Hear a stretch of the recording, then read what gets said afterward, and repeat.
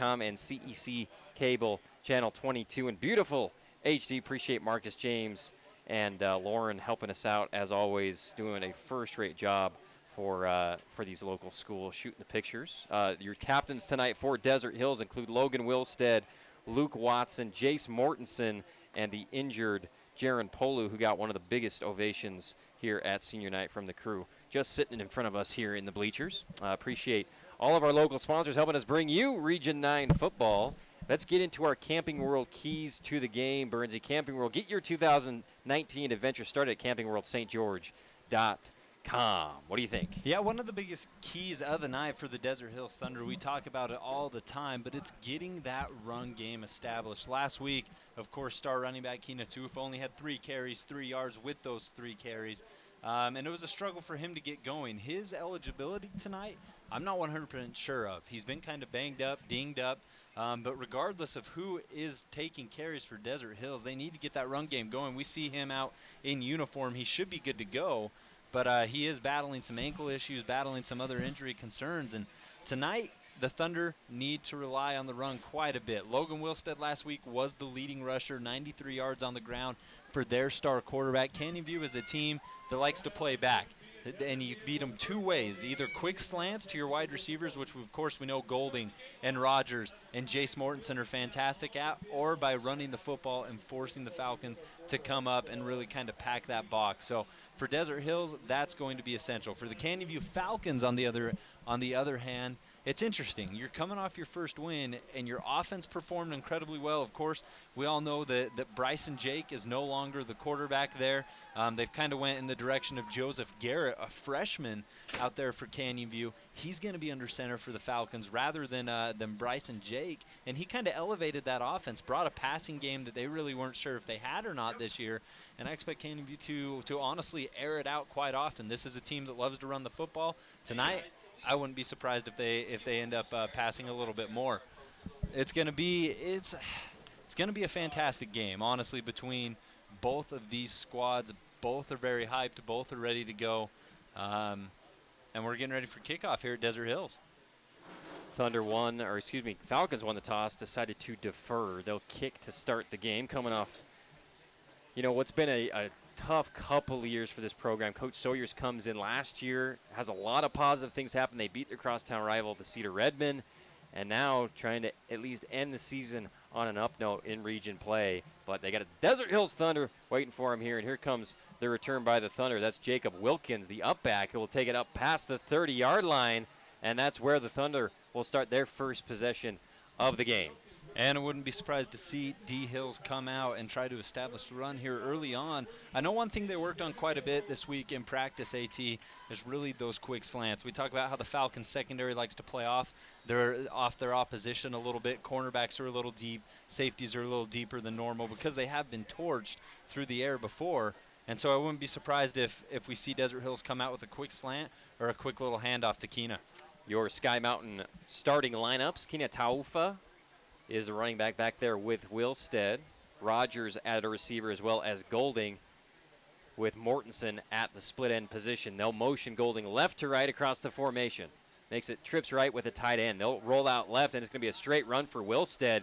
He's going to try to get the edge. Spins off a tackle, keeps going, doesn't get brought down, stays on his feet, and gets about 6 yards on first down. Good effort there by the quarterback. And when I talk about last week and how Logan Wilstead was the leading rusher in that win against Cedar, it's not necessarily a negative thing. Right there we get a perfect glimpse of Logan Wilstead and his ability to run the football. A nice block, of course, out front by his tailback, Keena Tuufa, allowing him to get a couple extra yards. And, of course, the extra effort, the spin move, beautiful by Wilstead.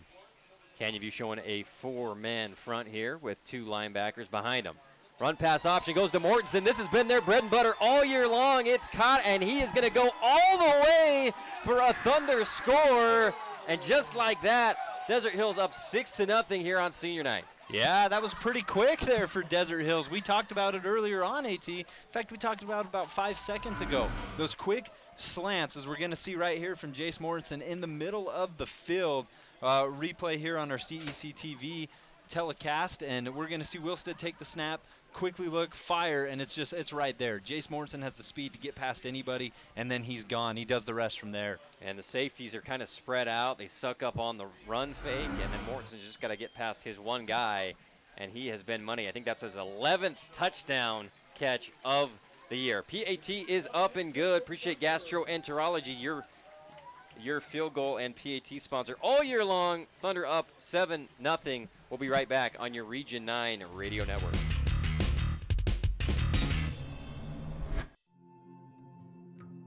When I was growing up, my mom was extremely tidy.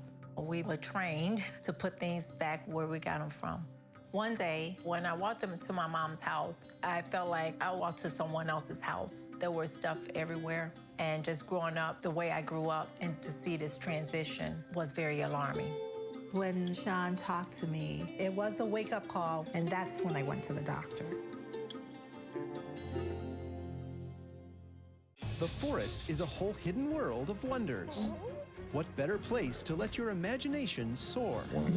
Experience nature and create a memory you can share.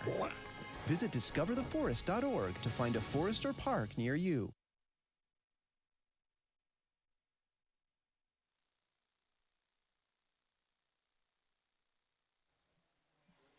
And a quick strike from Desert Hills, their first possession of the game, a 62-yarder, Jace Mortensen with the catch from Logan Wilstead. Kickoff to Canyon View, caught, pretty good return up past the 25-yard line. Yeah, it looks like that's Bryson Jake, former Canyon View quarterback right there on the return. They're kind of playing him out at wide receiver now. They really like that. And we saw a similar situation with Crimson Cliffs, right? Gunnar Orr, he's the starting quarterback.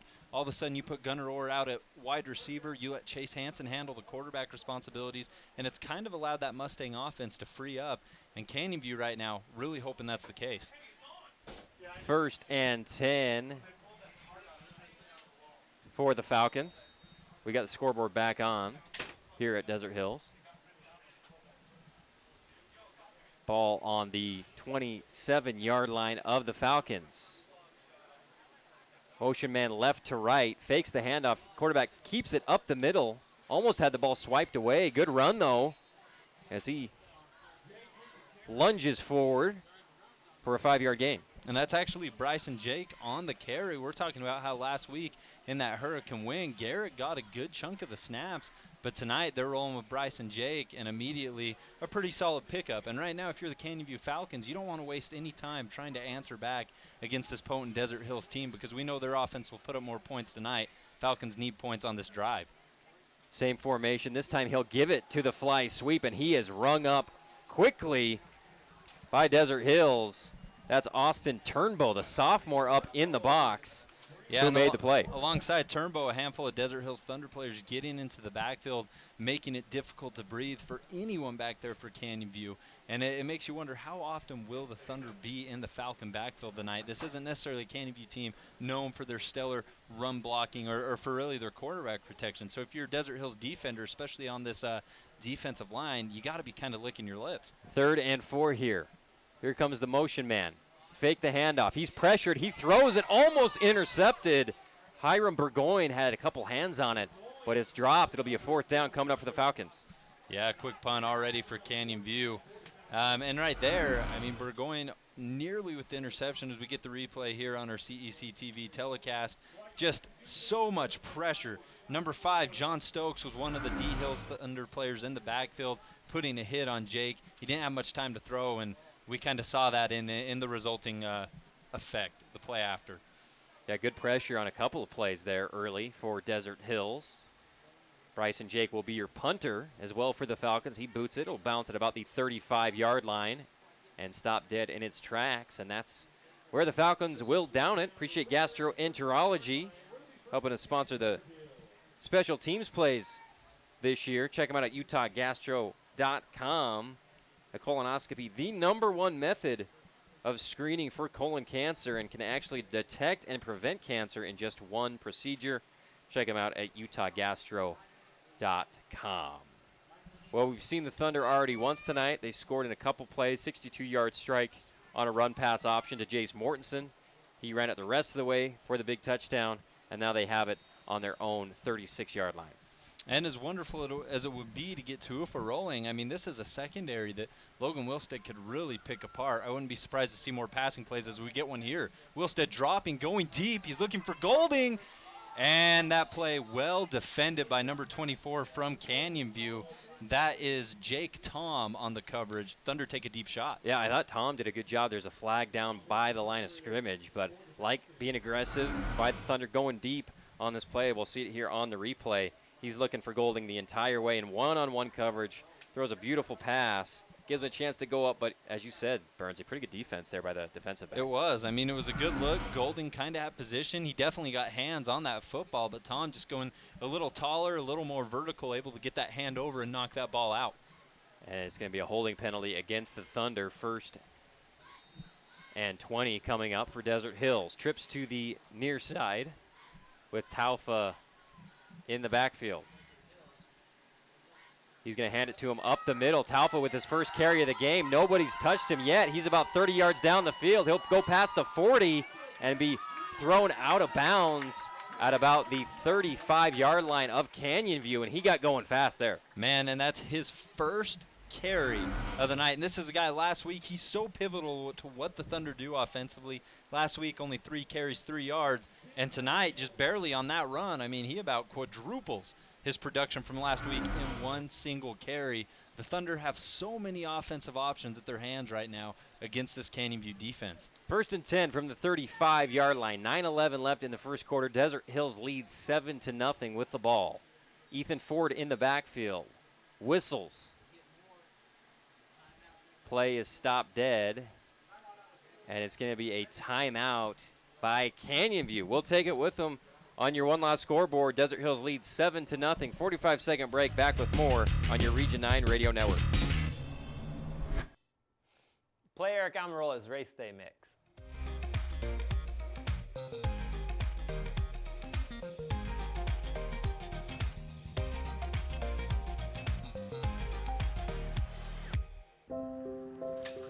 I want to eat apples and bananas. I need to eat apples and bananas. Why can't I eat apples and bananas? Support the Feeding America nationwide network of food banks to help provide meals to those in need. Join us at feedingamerica.org.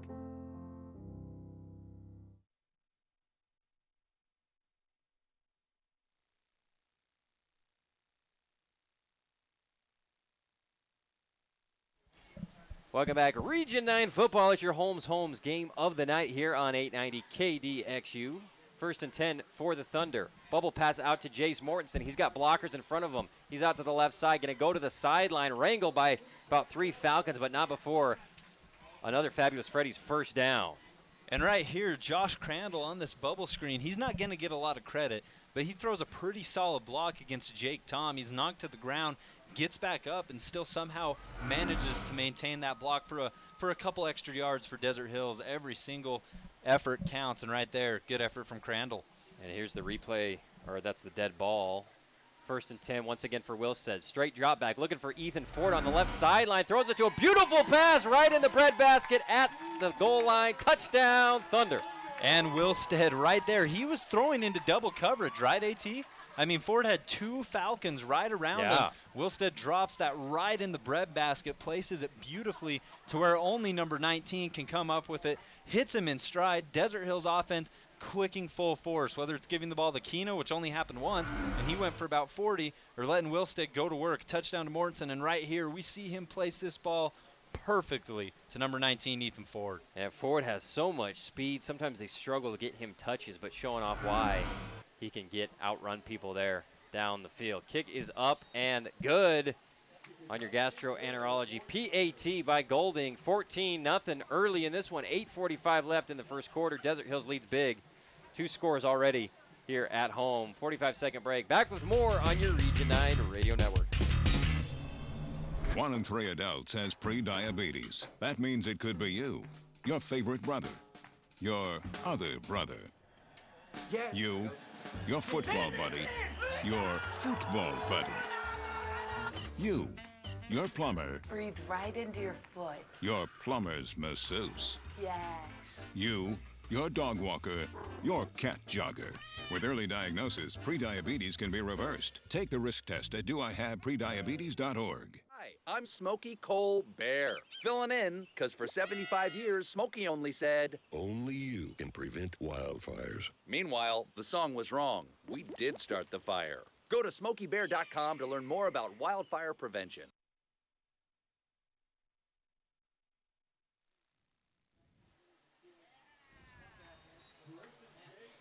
Welcome back. Desert Hills High School Thunder lead 14-0. Kickoff is low and bouncing, fielded by Bryson Jake, the quarterback back there deep, and he's going to get tackled right around the 17-yard line, and that's where the Canyon View Falcons will take over. They've had the ball one time, struggled in their first possession. A lot of pressure applied to Jake by Desert Hills. Yeah, and Canyon View right now kind of reminds me of going back to last year when the Falcons relied so heavily on quarterback Colton Shumway, kind of your do-it-all type of guy, running the football, passing the football, and it looks like Canyon View in regards of really kind of relying all your hopes on one guy. It seems to be the same tonight here with Bryson Jake. I mean, he's returned kicks, he's throwing the football, he's running the football. I mean, really the Falcons go as Jake goes.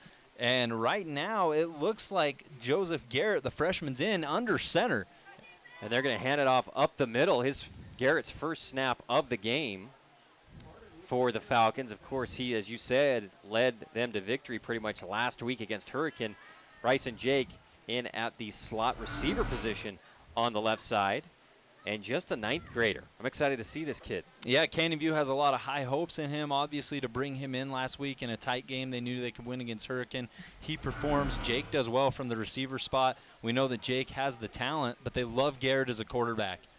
2nd and 7 coming up for the Falcons. Flag on the play in the Canyon View backfield. Looks like it might be a procedure penalty against the Falcons, and it is. Yeah, it looks like Tanner Harden got a step early right there in the backfield for Canyon View, moving forward a little bit. And Harden, a kid who's gotten over 100 yards in 2 straight games for the Falcons. I think they got to keep giving him the ball. I don't know if he's even touched it tonight, maybe one time so far. And another flag by the line judge. This one might be going the other way. John Stokes, Desert Hills defender. He's been in the backfield a couple times tonight, has a quarterback knockdown on Jake. Right there, he just gets a little ahead of himself and gives back those yards that Canyon View just lost. You're listening to the Holmes game of the night here on 890 KDXU. Also streaming video live from our CEC TV crew on sportsradio977.com. Garrett with the handoff up to Harden for a short gain on 2nd down. Good defensive play there by, I believe that's Cy Nunley, the sophomore at linebacker. And this is a Desert Hills team that, as the season's gone on, they've slowly tweaked this run defense. They feel a lot more comfortable now stopping the run as we see Harden go up the gut here. Multiple Thunder surrounding him. It's been a work in progress, but the Thunder are starting to feel a little more comfortable with where their run defense is really sitting as we get late into the season. 7:28 and ticking on your Bloomington Country Club clock and time. 3rd and 4. Straight drop back pass for Garrett, looking to pass. Guy's not open. Decides to throw it deep. Bryson Jake catches it at the 40-yard line. He's got a ton of green ahead of him. He's at the 30, the 20, the 15. Going to cut back 10, 5-yard line, and a huge gain. And great improvisation there by the freshman to throw to the other quarterback for a huge first down. Absolutely, and that's why we're talking about this quarterback change, really bringing a new electricity into this Falcons offense with Jake at wide receiver and with Garrett under center. Right here, we're going to see Garrett under heavy pressure. He's got number 9 all over him, and he, with a little stutter step, makes Jacob Wilkins go by. Garrett gives a little hesitation from the quarterback spot. It's enough to slow down Wilkins, and Jake takes it all the way down to the 10. I like this kid already. Heck of a play. He's got put your best athlete out at receiver. Let him throw it to him. 1st and goal. He'll hand it off to Harden. He'll go down that right side, lower his shoulder, dive into the end zone, and he's in. Touchdown, Falcons. And right there, he was originally stood up. It looked like at about the 2, a second effort for Harden to lean into the end zone. And if you're Canyon, you've got to be thrilled right now. The Thunder looked like they were on their way to an easy route. Falcons showing a little bit of fight, a little bit of hustle. Harden right here, a tough hit from Eric Olson, and somehow he finds a way to power through. Canyon View in business. Absolutely. Harden's a tough kid, plays middle linebacker for him, leads him in tackles, runs, gets it on the goal line, runs over people. Great job, and I thought a really good block there by Kyson Parker pulling there for the Falcons. The PAT is up and good, and we've had a bunch of big plays here tonight, and Canyon View cuts the lead to a 7-point deficit, 14-7. Desert Hills lead, 6:47 left on your one-loss scoreboard in the first quarter. 45-second break. Back with more after this.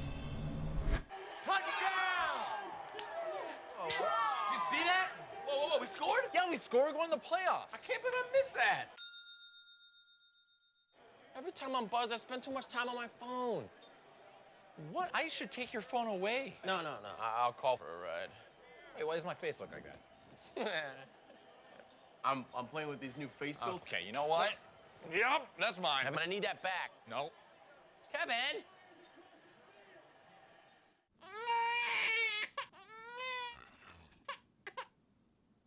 If you love them enough to suck the snot out of their nose at 4 a.m., then surely you'll check nhtsa.gov/the-right-seat to make sure.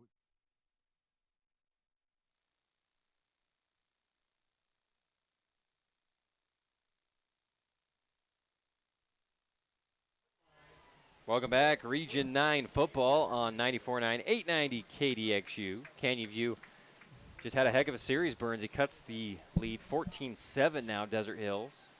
6:41 left. That first drive that we saw from the Canyon View Falcons that resulted in a quick punt, an incomplete pass, and maybe 2 run yards of a yard apiece, that's the old Canyon View offense. What we just saw with Garrett passing to Bryson Jake, that's the new and improved Canyon View offense, which we got a glimpse of last week in that win against Hurricane. But now we need to see a new and improved Canyon View defense as Desert Hill starts this drive. Trips right for Wilstead. He'll clap his hands, hand it off to Taufa, who's going to go left, and he's going to break free. He's at the 50-yard line, 40-yard line, and inside to about the 37-yard line. And once again, he gets the ball, doesn't get touched till he's 30 yards down the field, Rustin. Yep, that's back-to-back carries. His only 2 where it's been a similar result. Credit right there for Braden Floyd, the Falcon chasing him down. But terrific blocking from that Desert Hills offensive line. Tufa untouched as he goes between the tight end and the left tackle for a big gain. 1st and 10 for Wilstead. Fakes the handoff, throws it out to Ethan Ford. Caught. He's going to cut it upfield to the right. Breaks a tackle, stays on his feet, gets another fabulous Freddy's first down, and then is pulled out of bounds after he gets the line to gain. And right there, we get a quick glimpse of Ethan Ford's speed and how quickly he's able to get out of the backfield. It looks like Hayden Springer, for a quick second, recognizes the play and begins chase, but Ford's so quick that Springer really never had a chance to catch up to him. Wow. Great speed there by Ford. Decent effort by Springer. 1st and 10 for Wilstead. At the 25-yard line, he'll give it to Taufa. He goes up the middle, caught from behind, and wrestled down for a few-yard gain there on 1st. And that was senior Kenton Johnson for Canyon View, really providing the first decent stop of the day for that Falcons run defense. He puts his shoulder down and plows Tufa down to the turf. And it looks like number 35 as well in on the tackle for Canyon View. 2nd and 7, Wilstead looking left. He'll throw right, deep into the end zone. Leaping catch and touchdown. He got his foot in. That's Rogers going up high, pointing it, and somehow getting his foot in the end zone. That was not an easy catch. Make no mistake here. Canyon View was not playing loose coverage. This wasn't an easy grab. Rogers having to go up at his highest point. It's a perfectly placed ball. We've seen that twice now. The first pass to Golding, and now this pass right here to Rogers. The only place where his guy could get it, Wilstead places it perfectly. Desert Hills, 3 passing touchdowns already. Wilstead had 7 passing touchdowns last week against Cedar in that double OT game. And now he's got 3, Three thus far. Here's the replay from our CEC crew. Just throws it up for his guy. Decent coverage. His hand was up there, but Rogers just hand fights him for it. Gets his feet in. Touchdown. 21-7. We'll leave it right here as they're moving quick. Yeah, they are. Touchdowns here tonight. And that was Gunnar Hatch on coverage there for Canyon View. Like you said, AT, hand up. He was parallel with Rogers. Rogers just goes up and makes a fantastic grab. The catch was great, but also the awareness of where Wilstead was going to place that football and where he was on the sideline. One of the better catches I've seen this year, honestly. It was fantastic. Appreciate Intercap Lending, who specializes in no and low money down options, investor loans, first-time home buyers, and jumbo loans. Check out Intercap Lending right here in St. George, Utah. Golding puts his cleat into it, and I think that'll get into the end zone for a touchback. And Canyon View looking to keep pace here. Last series, they were able to get down and score a touchdown after a long throw by the freshman who came in to replace Bryson Jake. Led him to a score. Yeah, and that's Joseph Garrett. It's kind of a double-edged sword right here, AT. I mean, you have a young quarterback who you're kind of relying on, and he gets to show what he's made of in the big stage under these lights here at Desert Hills High School. But at the same time, you don't just want to rely on one guy, and that's kind of what Canyon View's done this year, the last couple years. It's kind of who the Falcons are, and tonight they're hoping that Jake and Garrett work together like they did on that second drive to really keep Canyon View in this football game. Motion man is Hayden Springer. They'll hand it up the middle, and running back is stopped after just a couple of yards and hit hard. That's Jackson Yardley, the senior running back, with maybe his first carry of the game, I think, just for a couple yards. Yeah, normally the Falcons roll with Tanner Harden right there from that spot, and Canyon View really trying to do all they can to get this running game a little bit of momentum. Shotgun snap, handoff up the middle again, and once again he's stymied at the line of scrimmage. That's Cy Nunley again, and he rips the ball away, but they're going to say that the forward progress of the runner was stopped before Nunley ripped it away. And just like that, because the running game has been such a struggle to get going, as we see the replay here, Nunley with a great stop stick on Yardley. Terrific stick. Yardley had nowhere to go. And because it's been so hard to get this running game going, all of a sudden, your freshman quarterback, Joseph Garrett, he's faced with a 3rd and 7. And it's as much as you love this guy, you don't want to put him in tough spots such as this. Damon Brunson is back in the lineup for Desert Hills. He was struggling with injuries earlier on in the year. Turnbow on the blitz, on the Canyon View pass on 3rd down, but it's complete. And a good strike there for a 1st down. Good job by Joseph Garrett to face down the pressure and toss it out to Karsten Jensen, who got just enough for the 1st down. And trust us, Desert Hills was coming hard right there. Austin Turnbow in right up the middle, and if it wasn't for the tailback Yardley picking up that block, Garrett could have ended up on the turf. Instead, Canyon View gives him just enough time to complete that strike to Jensen. Falcons' drive continues. 1st and 10 from the 34-yard line. Jet sweep handoff, and he is caught, grabbed by the jersey, and ripped down by Jacob Wilkins, another sophomore on this defense, having a great game already. Yeah, Wilkins, a couple times tonight, we've seen him in the backfield, and right here, this play has no chance of working as they hand this ball off to Jensen. I mean, honestly, Wilkins was there before Jensen even got the football. Looked like a read issue. Yep. Like you're saying, the DN is just camping in there. Actually, the strong safety is Wilkins. Maybe should have kept that one. Joseph Garrett, the freshman quarterback, 2nd and 12. This time he's going to give it to Springer, and Springer's got nowhere to go. 2 plays in a row where they're handed the ball with a guy already hanging on him, Burns. And we're kind of starting to see a pattern right here from this Desert Hills defense. For example, 1st and 2nd down, this entire Thunder D is up against the line. Everybody's sucked up. It's one-on-one coverage. There's no help deep. They're basically daring Canyon View to throw the football, even though Jake's beat them once already. They know that the Falcons are desperately trying to get this run game going with Yardley and with Harden, and thus far it hasn't worked. And now we'll see him drop back a little further with some help. 3rd and long, pressure, good pass, caught right at the 1st down, and he's going to get the 1st down. Another big catch for Karsten Jensen, and beautiful placement there by Garrett. Drops it right after the linebackers, right before the safeties, for another fabulous Freddy's 1st down. John Dell with the stick there for the Desert Hills Thunder, but Man, Jensen's second catch, Garrett has yet to throw an incompletion. He's attempted 4 passes, and all of them have honestly been right on the money. Pretty impressive start so far. That was a tough third and long with pressure coming. He's going to fake the handoff, throw it again, this time out wide to Tyler Main, one of the best receivers on this team production-wise this year. He's on the outside, but incomplete. Good defense there by Desert Hills. That's Hiram Burgoyne in the coverage. That was certainly fantastic defense. And even on a pass like that, I mean, Garrett even put it in a position where Maine still could have came up with it, regardless of how good the defender was. Scare Kid, he's looking pretty good out here in his second game of the season. 2nd and 10 from their own 46-yard line. Canyon View.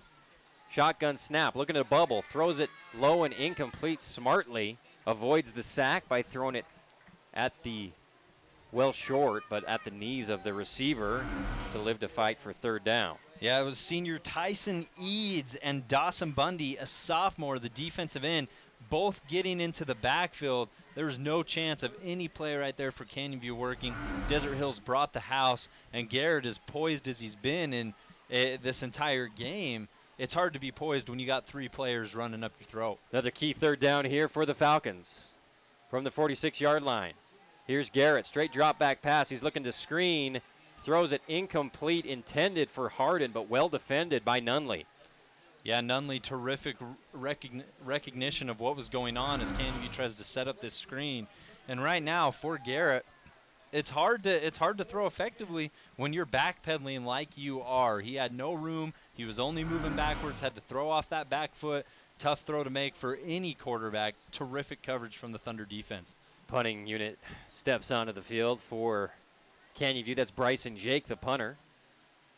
He's going to boot it back to Golding, who's going to fair catch it at the 20-yard line. 21-7, Desert Hills leads. 1:47 left on the Bloomington Country Club clock. Bloomington Country Club, your home for Monday night football parties with Devin Dixon and the Devin Dixon Show. Every Monday night, get a chance to win prizes, jerseys, tickets, all sorts of stuff, and get great food and great company at the beautiful beautiful Bloomington Country Club. They open up the pool for the kids. It's been a blast this year for Monday nights at BCC. 1st and 10 for Wilstead. He's got trips to the left. Ethan Ford gets the handoff from the backfield. He'll get the corner. He's going to the left side and gets a good gain. Enough for the 1st down, but there is a flag in the box.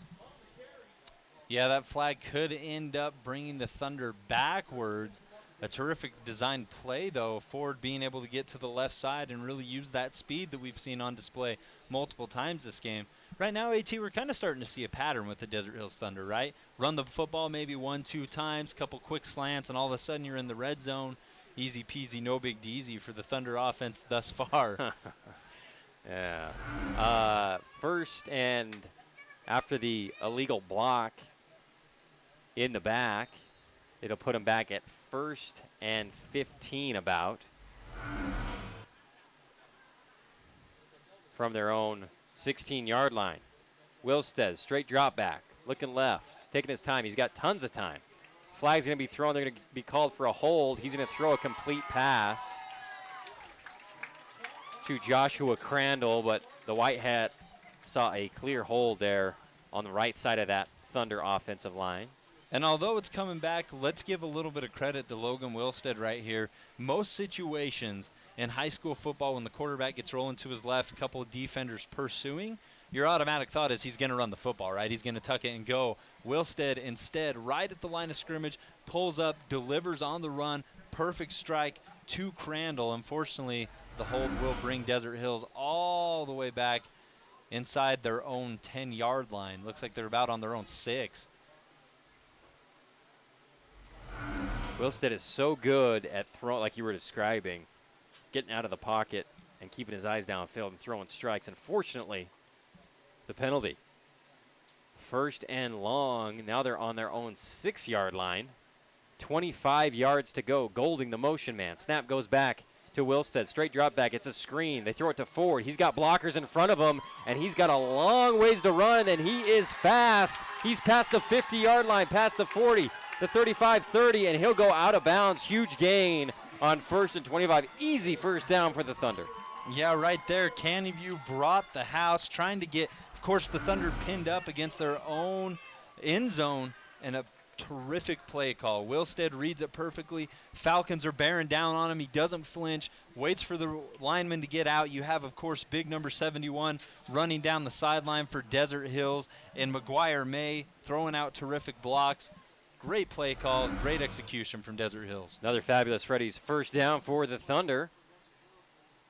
Creeping into the Team D red zone. Pass goes across the middle to Jace Mortensen, who dodges a tackle, jumps over one, trying to spin away from another. He's flipped down at about the 10-yard line.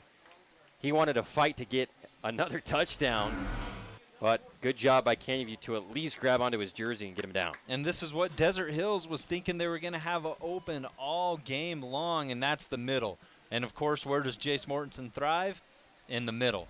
Wide open when he hauled in that pass and gives Desert Hills the perfect opportunity to strike once again. They lead 21-7, 58 seconds left. Talfa giving the handoff. The ball is loose. It pops out, and it is recovered by Canyon View.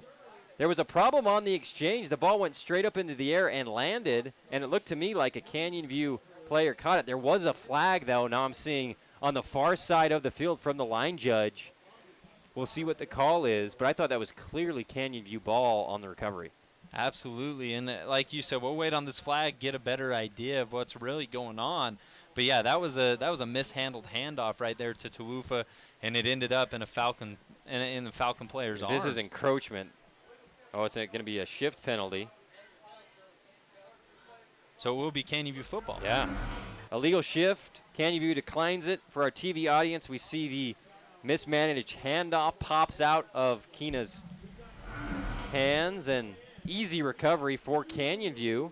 With 54 seconds on the clock in the first quarter, they trail 21-7 to Desert Hills. And this is big. Instead of going down 28-7 at the end of the first, you have an opportunity to make it 21-14 and really make the Thunder start to sweat a little bit. We've seen Canyon View's offense. It has potential for big plays, and right now they could use a couple with 54 seconds left in the first quarter. And it looks like Garrett's going to take the handoff. He's going to give it to Yardley up the right side. Only a couple yards to go before he is engulfed by black jerseys, brought down. And the clock continues to tick here in the first. Probably get to see one more play here before we go into the second quarter. Once again, Desert Hills 21, Canyon View 7. Falcons fortunate enough to get a turnover as the Thunder were threatening to score once again, as Keena mishandled the football while Wilstead was giving it to him. Probably be our last play of the first quarter. Garrett takes the snap, hands it off up the middle. Nowhere to go once again. Desert Hills has been dominating in the backfield tonight, getting the running back before he can even get going. And right there, that's Harden on the Yardley. And we talk about how the Thunder have developed a pattern, so has Canyon View. Run the football twice, not get many yards, and then rely on your young quarterback, Garrett, to dig you out of a deep hole. And it looks like we're going to hit the end of the first quarter here. Desert Hills 21, Canyon View 7. We'll take a quick 45-second break and be back for the second quarter. All right, Monroe, you ready? Monroe. Here we go, the butterfly.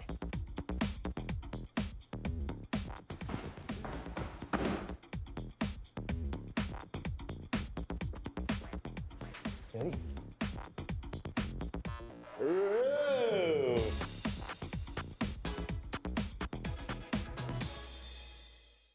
Your blood pressure numbers could change your life. Talk to your doctor about creating a plan that works better for you. Start taking the right steps at manageyourbp.org. Now I'm, trying to get better, stronger than ever.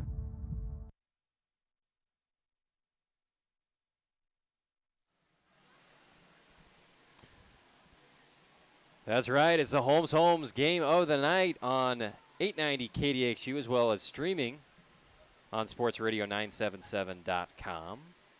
I got to say that dancing, for our TV audience, that dancing dad ad is going up there in my top 5, all time. I mean, nothing can ever be better than what Drayson and their acting ability is unparalleled. Oh, where they're trying on the pullovers Oh, at the Dixie I mean, State store? Yeah. Yeah. I watched that at home on YouTube. But that dancing dad is getting up there. Another penalty. We've seen a lot of yellow flags on the field tonight. In fact, we've probably seen more yellow on the Desert Hill side of things than Yeah. we have Canyon View. Yeah, you're probably right. Canyon View's issue has not been penalties. It's really just been execution. And for Desert Hills, they have all the talent out there on the field right now. 2nd and 3. Garrett looking for anything to happen. He's going to be brought down in the pocket, waited a little bit too long, and he's going to be sacked by Desert Hills. Yeah, it looks like that's Crandall in on the sack. Or that's 10, Luke Watson, correct? Yeah, Luke Watson comes in from behind. He had plenty of time, I thought, in the pocket, Rustin, just held it way too long. No, Canyon View's offensive line held up incredibly well, and we talk about rookie mistakes all the time. Right there, that's a freshman mistake for the Canyon View Falcons quarterback. Looking for something big. Sometimes you got to tuck it and go or throw it away. It's something he'll learn as he goes. Back deep is Golding for Desert Hills. Bryson Jake, the punter, kicks it over to the right. It'll be fielded by Golding as he's moving forward. Good tackle, though, by Grant Paulson. A flag has been thrown from the near side referee. 11:11 on our Bloomington Country Club clock. Appreciate Utah Gastroenterology. The most effective method for screening for colon cancer is a colonoscopy. Check out utahgastro.com. So the Thunder will start with the ball on the 30. Already pretty deep into Canyon View territory, and this penalty could move them up even further as the Falcons players start to head the other direction. It looks like it is a penalty on the Falcons. Blindside block on the kicking team, which of course is Canyon View. Desert Hill is going to be set up with a beautiful field position off the Golding punt return, and we see the blindside block here coming in strong. Canyon View player just gets right up underneath an unsuspecting Thunder player, and that's going to give Logan Wilstead and company the perfect opportunity to strike. Yeah, good spot there by the replay crew on the penalty. And Wilstead has hit Mortensen. He's hit Ford for a touchdown. And Rogers. And Rogers. Yeah. So he's got 3 scores already in the first half with plenty of time left to go in the second quarter. And that's the good news, AT. That's what you like to see if you're a Desert Hills fan, is he's not just throwing to his favorite target, Jace. Everyone's getting involved tonight for Desert Hills. They're finding ways to include everybody, and it's been incredibly fun to watch. Timeout by Canyon View. We'll take it with them. Let's take a 45-second break. Desert Hills leads 21-7 over Canyon View on your Region 9 radio network. 1 in 3 adults has pre-diabetes. That means it could be you, your dog walker, On your left. your cat jogger. With early diagnosis, pre-diabetes can be reversed. Take the risk test at doihaveprediabetes.org. There is a place where rocks bleed and nature blushes on a battlefield green with envy, where dimples determine destiny and a tiny wooden T holds the outcome in the balance. There is a place where friends are opponents and opponents are friends, where the prize is elusive, the conquest is captivating, and the score isn't settled till the drinks are down. There is a place.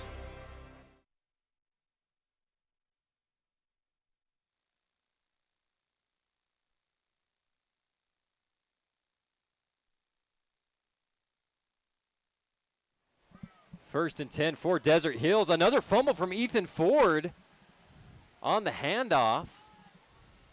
And it was a stretch play, zone read, and once again on the exchange, something happened and the ball pops out. Maybe it's the defender who no, he just was looking to defend himself, put the ball in just his right hand, and then is able to wrestle it on the ground and recover it for Desert Hills, but a 5-yard loss. Yeah, trying to get those arms pumping, pumped a little too hard, and ball squirts loose. Pass from Wilstead out to the left, complete to Golding. He's at the 20, the 15, lowers his shoulder. And that's a big Sand Hollow, big hit. He lowers his shoulder against Bryson Jake. That is a massive hit from Kyra Golding. And when you look at Kyra, you don't necessarily look at him and say, this is the kid that's going to run me over. And that's what you get for kind of underestimating him. Puts his shoulder down, delivers a massive hit to get a couple more yards. And right here we see it on our replay. See Jake's head pop back. Fantastic pass and read for Desert Hills. 1st and 10 from the 14-yard line. Wilstead hands it to Ethan Ford, who's going to be wrapped up and tackled for a few-yard loss. Good pursuit there on the left edge by Canyon View. Yeah, that's number 34, Cole Lake for the Falcons. We've seen him in the backfield a couple times tonight, but this is the first time he's really been able to get his hands on someone. He's pressured Wilstead a couple times, and right here he brings down Ford for a solid loss. Falcons defense actually looking pretty solid this drive thus far. 2nd and 15 from the 18-yard line inside the Team D Auto Sales red zone. Trips to the left. Wilstead looking to the right, looking for Rogers again. He'll overshoot him, incomplete. And it'll be 3rd down. Yeah, right there, Caleb Rogers and Jake Tom, the Falcons cornerback, get a little handsy with each other, kind of tied up, and it allows, and Tom does just enough to slow Rogers down to where Wilstead can't place that ball right in the pocket of Rogers, which we've seen him do multiple times tonight with any other Thunder receiver.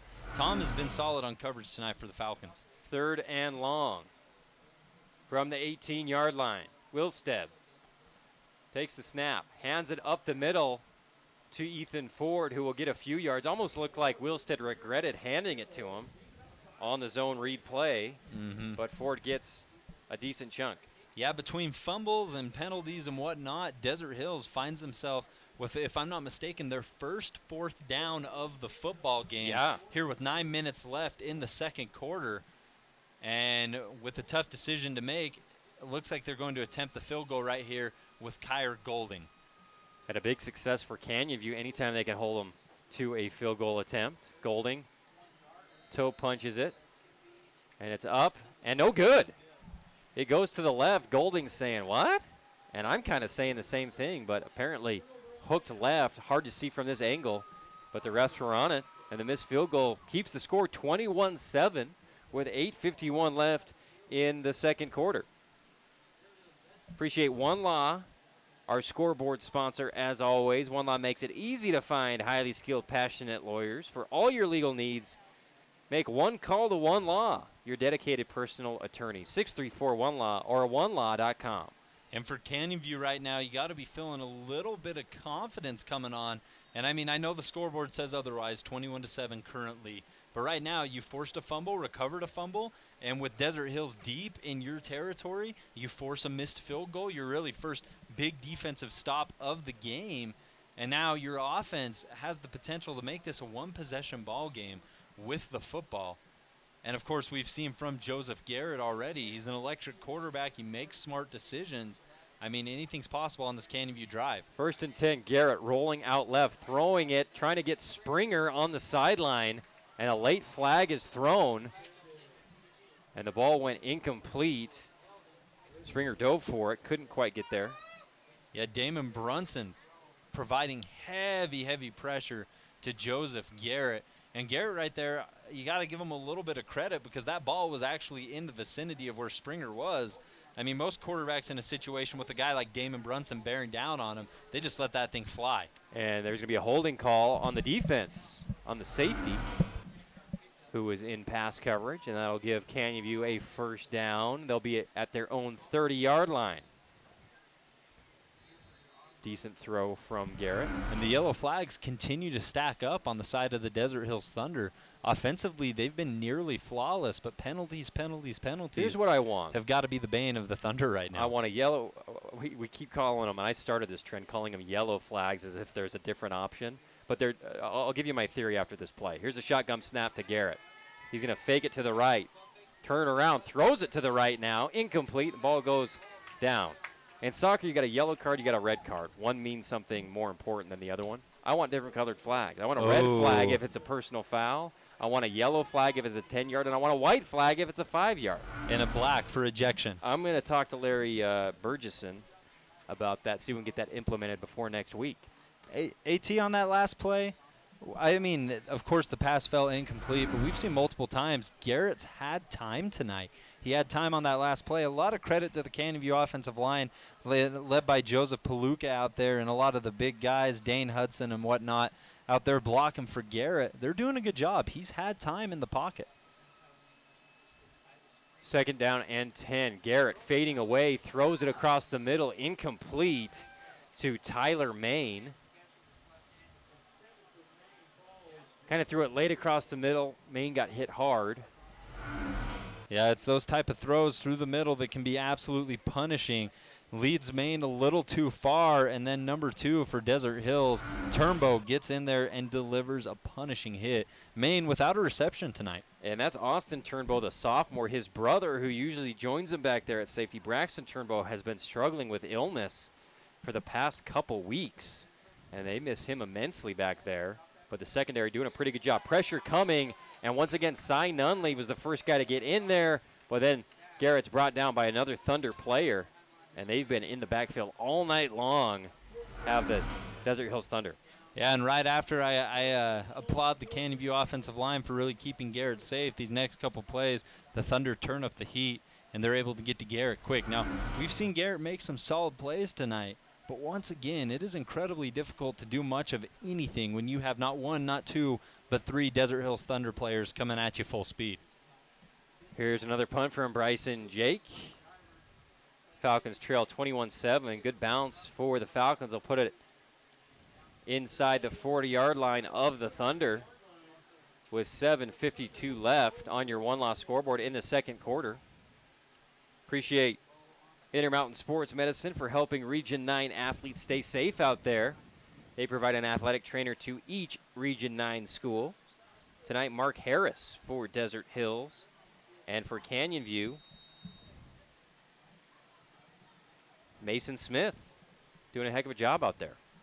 And right now for the Desert Hills Thunder with 7:52 remaining, the last 2 possessions, you've had an opportunity to score. You've had the opportunity to make this a 35-7 game, and you've had the fumble, and then you've had the penalties and the missed field goal. You want to get a score right here. You've had the option. Now it's time to go out and do it. Wilstead pressured. He's way back there. He's going to get grabbed and brought down.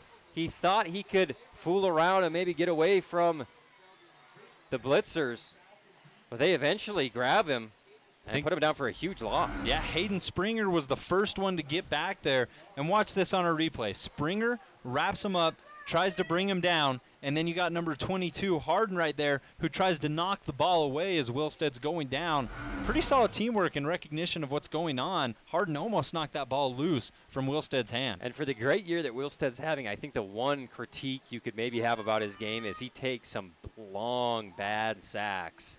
And that was a perfect example. Handoff goes up the middle to Ethan Ford. They're looking to make it all back in one play. Ford gets to about the 44-yard line and a huge gain on just a handoff right up the middle to Ford. So a 1st and 30 turns in, or a 2nd and 30 turns into a 3rd, and what do we got here, AT? 8.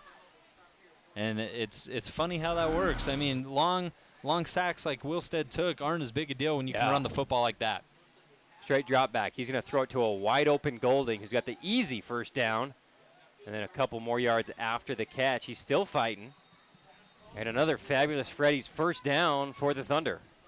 And right there, it looked like Canyon View was going to get their 3rd consecutive stop after Wilstead ended up taking that sack, and they were faced with a 2nd and 30. That's right. And all of a sudden, the Thunder keep this drive alive. Desert Hills, their ability to run the football this game. And the best thing is, it hasn't just been with Keena. He's had 2 massive runs, but everyone getting in on this run action. Handoff goes to Ford. He'll take it off tackle, get pushed from behind by his offensive lineman. Big help. Get him about a 8-yard gain on first down. And he was surrounded early, but good effort by his offensive line to help him out. And right now, AT, of course, we're always looking to name really our MVP of the game afterwards. And right now, Ethan Ford's one of my early favorites. Yeah, this guy's been playing terrific. Caught a touchdown. He's running the football with ease, his speed, his ability to make people miss. 2nd and 2. Bubble pass over to Ford on the left side. He's got a blocker out there pushing the Falcons away. That was Crandall. And another first down, I believe, for the Thunder. Yeah, another fabulous Freddy's first down. And right now, it's been a good while since we've seen a Canyon View Falcon player end up in Desert Hills backfield. We saw Cole Lake a little while ago, Springer a couple plays ago. But, I mean, there's been no penetration right now from this Falcons defensive line as this drive continues. In the backfield for the Thunder is E.J. Alton, the sophomore running back. Only gotten a few snaps this year. He'll get the fake handoff. Wilstead keeps it, throws it to Rogers, who catches it on the comeback route, breaks a tackle, and then gets dragged down from behind at about the 5-yard line. Man, that was fantastic foot speed right there from Caleb Rogers. His ability to cut on a dime, make a couple Falcons players miss, cut it back, and go for an additional 15 yards. This was a tough grab. Decent coverage from Jensen, makes some Falcons miss, catches a key block, and now the Desert Hills bring back in Keena with only about 8 yards until the red zone, or into the end zone. First and goal for the Thunder. Handoff goes to Taufa, who's going to power his way. He dives, but short of the goal line to about the 1. And I love this because Taufa's had 2 massive runs, about 30 yards apiece, and right here they bring him in a situation that he thrives on, putting his shoulder down, moving the pile, pushing Falcons back. They give it to him up the middle. Another mishandled snap, or handoff, I should say. I think Canyon View has it. The ball goes to the turf. The Falcons have it. There's a flag down in the box. The white hat signals that it's Canyon View ball. That's the 3rd time there's been a really bad exchange issue. And we'll see Wilstead here give it. Poor handoff. He was reaching. He wasn't in good position to make the handoff. The ball pops up. Canyon View falls on it. Man, and that will be credited more likely than not as Keena's second fumble, but neither fumble has necessarily been due to any fault of his own. It's just been miscommunication between him and his quarterback. He may have started a little bit too early forward, but I agree. Wilstead's got to do a better job at handing the ball off. 1st and 10 from the 1-yard line for Canyon View. Dangerous territory. Garrett going to hand it off straight up the middle. Run goes to Yardley. And he'll end up down in the end zone, but he had enough forward momentum to get out to about the 2-yard line before being brought down. So Canyon View, 2nd down, and still about 10 to go. Just enough to get out of their own end zone, trying to avoid a safety here. And we've seen Garrett under a lot of pressure. We've seen this run game bottled up.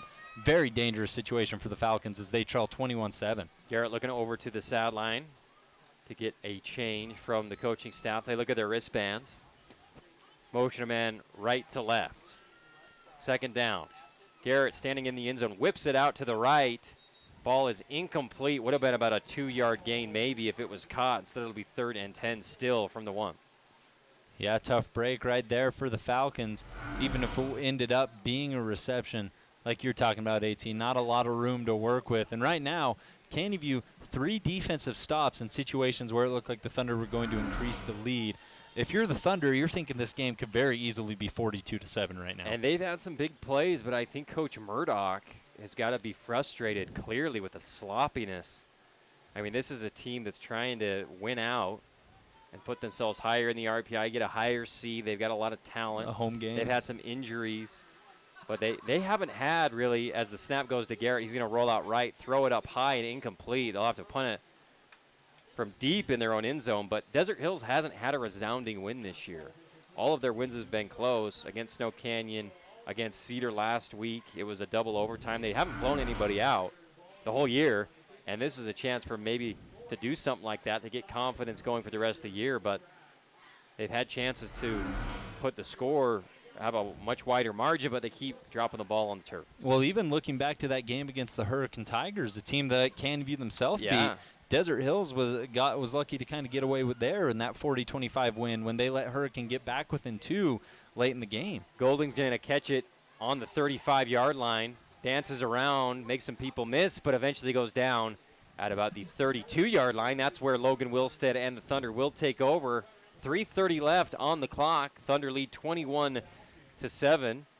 Appreciate Intermountain Acceleration. Brennan Ames and the guys over at Intermountain Acceleration have helped countless Region 9 athletes improve their speed and agility with their expert training programs. If you're looking To help your athlete improve speed, agility, quickness, contact St. George Acceleration today. And stay tuned for our Intermountain Acceleration inspirational clutch moment of the night on the Region 9 wrap-up show hosted by Devin Dixon tonight at Pineview High School.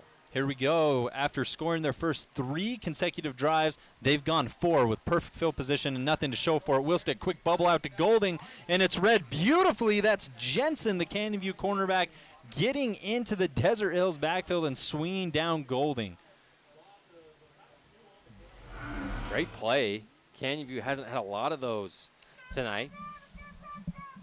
I thought a pretty poor effort there by Desert Hills receivers trying to block somebody. 2nd and 11 for Wilstead. Looking down the middle of the pass. Rolls out left. Has room to run. He will. Mortensen going to try to make a block for him. And Wilstead will get out of bounds. He lowers his shoulder and gets the easy Fabulous Freddy's first down. Shows off the speed. And you got to appreciate Logan Wilstead right here. I mean, it can be easy to get down on yourself after these 2 fumbles and the miscommunication with your running back, but he just goes out there and does what he can. And right here, this is a situation we saw earlier where he kept backing up and ended up taking a big loss. Here, a big gain as Desert Hills hands it up off the middle for a couple of yards. Ethan Ford on the carry, up the right side for a fistful of yards. Yeah, big number 58, Moises Cerna, the first one to really land a hit, bringing down the ball carrier. 2:27 and counting on the clock here in the first half. Fake handoff to Ford, throw it over the middle. Wide open is Jace Mortensen for his 2nd touchdown of the game. And this is the sneaky thing about Desert Hills. We all know the threat that Jace Mortensen is, but they don't look his way every time. They're so confident in their group of receivers that you can give it to Mortensen and then wait a handful of drives, wait a handful of plays until they forget about him, and then he strikes right there untouched into the end zone. Jace Mortensen's 2nd touchdown, Logan Wilstead's 4th touchdown pass. Here's the PAT from Golding, looking to make it 28-7. He makes the PAT. He's been 100% on those. Did miss 1 field goal. 28-7 is your score on your one-loss scoreboard. 45-second timeout. Back with more of the first half from Desert Hills High School on your Region 9 radio network. I'm heading out, man. You want to ride? No, I got my car, but I actually really need to go to the bathroom. Dude, are you okay? I am definitely buzzed. Yeah. I think I will take this, and I will take that ride home. Our hearts are made stronger by how we treat others. Put her there. The light you share can impact those around you, but so can the darkness. Later, twerps. Did Pete saying mean things bother you? So when you reach out to another person, take a moment to consider how they will feel and let your heart be the key to making a difference. Because of you, someone's entire day, year, or even life can change. In every heart.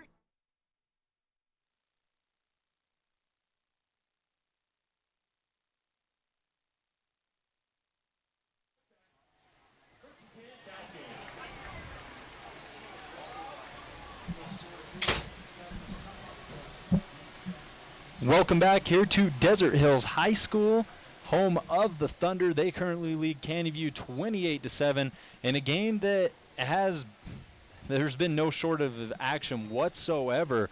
The Thunder, a couple of handful of big plays. Logan Wilstead, he's tossed for 4 touchdowns himself, and he's done so by finding 3 different receivers, Jace Mortensen, Ethan Ford, and Caleb Rogers. Multiple of those passes have been placed where only the wide receiver can get it. It's been a really fun game tonight for the Thunder, and although they lead 28-7, a lot of missed opportunities to increase this lead. Canyon View with the football, trying to make something before half. They're going to hand it up off the right side, and they're going to go forward for a couple of yards, regardless of who's been in the backfield for the Canyon View Falcons, whether that's been Jackson Yardley or Tanner Harden. It has been tough sledding for Canyon View. They haven't been able to do much on the ground, and if you're freshman quarterback Joseph Garrett, all you can hope for is that this running game starts to find a little bit of room, a little bit of wiggle room, because right now you are facing a lot of pressure. He started out this game 4 consecutive completions, had a massive pass to Bryson Jake that ended up in a Tanner Harden touchdown up the right side, Canyon View's only score, and since then the Thunder have been relentless in the backfield every single time. And right now Canyon View desperately trying to get that run game going to relieve a little bit of pressure on their young quarterback's shoulders. 2 minutes, 15 seconds remain here in the second quarter. Once again, Desert Hills 28, Canyon View 7. Falcons looking for something, anything to take into halftime. They've had a couple solid offensive plays, but for the most part, Desert Hills has really been the only person stopping themselves from making this a bigger score differential. And it looks like we're going to have Garrett in the shotgun. Has a tailback to his left, sending a man in motion, takes a snap. It's a low snap. Somehow barely gets to hand it off, and that ball is on the turf, ends up in Garrett's hands. Canyon View retains possession of the football. And a lucky break for Canyon View. They've been on the positive side of a couple of Thunder fumbles, but right here, Canyon View loses the ball themselves. And that's going to bring up a 3rd and about 12 for the Falcons. 2 minutes, 8 seconds left. Appreciate Utah Gastroenterology. Check them out at utahgastro.com. Also, Team D Auto Sales, our Red Zone sponsor this year. They won't be beat. Score big savings at teamdautosales.com. Man, and right now, AT, you can just kind of look at this Desert Hills defense and see they're oozing with confidence right now. They've been playing a terrific football game other than giving up a massive play to Bryce and Jake. They've kept the quarterback in check, whether that's been Jake or Garrett. They've kept the running game. I mean, I guarantee you Canyon View does not. We don't have the stats in front of us, but I guarantee Canyon View has no more than 20 rush yards on the night. Yeah. And it's been a solid defensive performance from a Desert Hills team that has really been looking to build up their defense and that defensive confidence moving forward. 2:08 left in the second quarter. 3rd and 11. Bryson Jake in at quarterback. He's going to fake the handoff, take it up the middle himself for a few-yard gain, but stopped well short of the first down line. And that's absolute positive yardage for the Canyon View Falcons. But when you have Bryce and Jake in the game at quarterback, for a defense, it's kind of easy to tell what's going to go down. Jake's kind of your more mobile quarterback who's able to go up the middle and get you a couple yards, while Garrett's more of your pocket passer, likes to be protected and have time to stand in there and deliver a strike to one of his wideouts. Got an intercap lending timeout by the Thunder to preserve some clock for their 2-minute drill. Intercap Lending specializes in no and low money down options, investor loans, first-time home buyers, jumbo loans, retirement, refinance, and many other loan options to help the unique needs of Washington County and surrounding areas. Call today for a free quote at Intercap Lending. What do you think, Burns? I think right now for Canyon View, I mean, they're going to end up punting this football away right now with Bryce and Jake on 4th down. For Canyon View, your defense has really, really got to dig in right here. You've had a couple fantastic stops, but all you can hope for right now, giving the Thunder the ball back with about 2 minutes, is a defensive stop to give your offense a little bit of life going into that second half as Golding waves for a fair catch. Desert Hill's going to start this drive on their own 45-yard line. Interesting choice to fair catch it there. He had room. Had about 10 yards.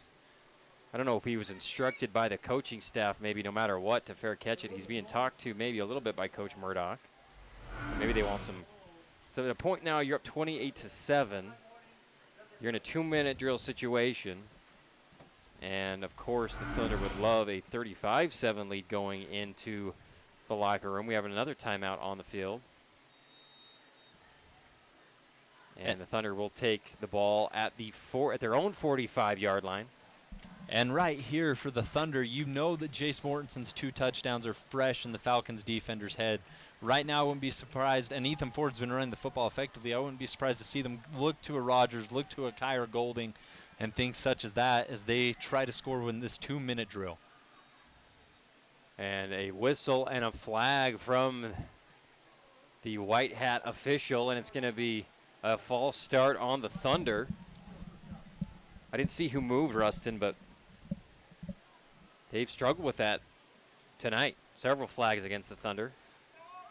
And right now you'd look at the scoreboard and say it's no big deal, but you know for Coach Murdoch and company it's a very big deal. 1st and 15. Here's Wilstead in the pocket, and it's going to collapse on him, and he's going to be sacked again. Ball comes out. But the Thunder are going to jump on it. Clock is ticking at 1:47. Wilstead wanting to go no huddle here. It's going to be second and long. Another big sack taken by Wilstead for a huge loss. And it's Tanner Harden who has the only touchdown for the Falcons with the sack getting to Wilstead. 5 wide for Wilstead. He's going to throw it to Mortensen across the middle. Almost intercepted by Canyon View. That's Kenton Johnson who had a shot at it.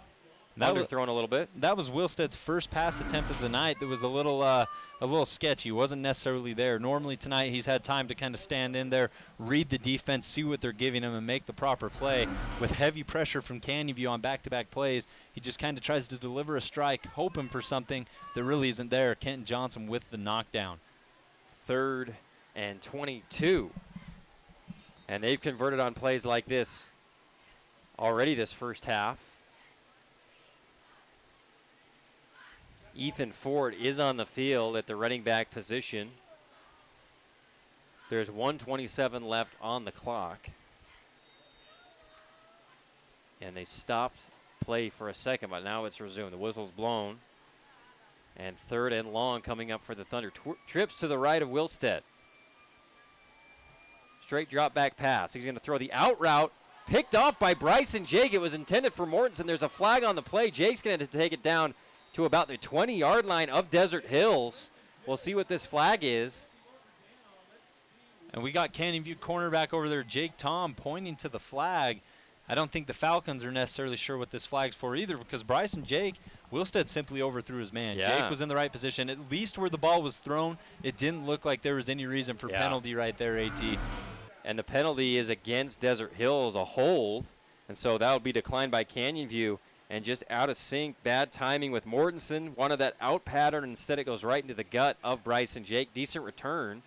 And the Falcons now with 1:17 on the clock have a chance to make this just a 2-possession ball game if they can get into the end zone going into the locker room, which would be a huge victory for Coach Sawyers after an underwhelming first half performance by the Falcons. Yeah, and Canyon View, they've just been gifted their best field position of the night. Of course, Harden had that scamper into the end zone. Well, that was after a huge completion to Bryson Jake from Joseph Garrett. They've just been gifted their best position. Got to make something happen here. Garrett, the low man in the backfield. Wobbly snap. He's going to let it fly. Looking into the end zone for Maine, and it's incomplete. Terrific coverage from Desert Hills, number 7, Hiram Burgoyne. And Burgoyne was step for step with Tyler Maine. Decent pass. I love that shot, though, from Garrett right here. He has a clean pocket, delivers a strike, gives his receiver an opportunity to go up and make a play. But right there for Burgoyne, the defense was too tight. Fantastic job from number 7, the cornerback for Desert Hills. And it'll be 2nd and 10 from the Team D Auto Sales Red Zone. Score big at teamdautosales.com. They won't be beat. Big savings from Jason and Parker on the Boulevard in St. George. 5 wide for Bryson Jake. Straight drop back. He's going to throw it down the middle. Throws a bullet pass. Almost caught. Incomplete. Diving attempt, I believe, by Springer. He's staying down on the ground holding something. Yeah, it looks like he landed pretty hard on that right shoulder. Not a lot of padding in between his shoulder pad and that turf. Tough hit. I thought a well-delivered pass by Jake, but good coverage by Desert Hills. Would have been a great catch. But it will be an incomplete pass. It was, and I think Desert Hills right there, good awareness of what was going on, because normally when Bryson Jake is in the game, you're thinking it's a run play. You're thinking that Jake's going to take the football, go up the middle, try to cut it to the left side. Instead, Jake stands in there and delivers a bullet. Unfortunately, Springer unable to hold on, and even more unfortunate, Springer down on the turf still. Let's take a 45-second injury timeout. We'll be back with the rest of the first half. 28-7, Desert Hills leads with 1:08 left in the second quarter. 45-second break. Back with the rest of this one on your Region 9 Radio Network. Hey, Kevin, you thinking about retirement? I'd love to, but I'm pretty busy with all this. Yeah. Hey, let's meet our retirement coach, Avo. A is for taking action. Not anxiety? No, Kevin, you're gonna be fine. You sing? Barely. V is for variety. And you dance? Sort of. Come on. O is for optimize your savings. Let Avo lead the way. Visit aceyourretirement.org.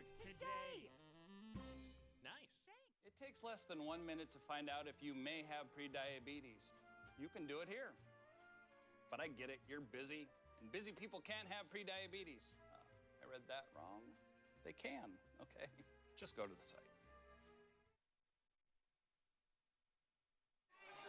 Welcome back. Garrett is going from the shotgun, and he's going to be sacked. And the clock will start winding at about 57 seconds and counting. It'll be 4th down for Canyon View. Bryce and Jake had been in at quarterback. They bring back in Garrett for the 3rd down attempt, and just no chance. Cy Nunley from the middle linebacker position on the blitz, forces him out of the pocket, and then it collapses on him. Big tackle there by John Stokes. John Stokes and then Dawson Bundy also there.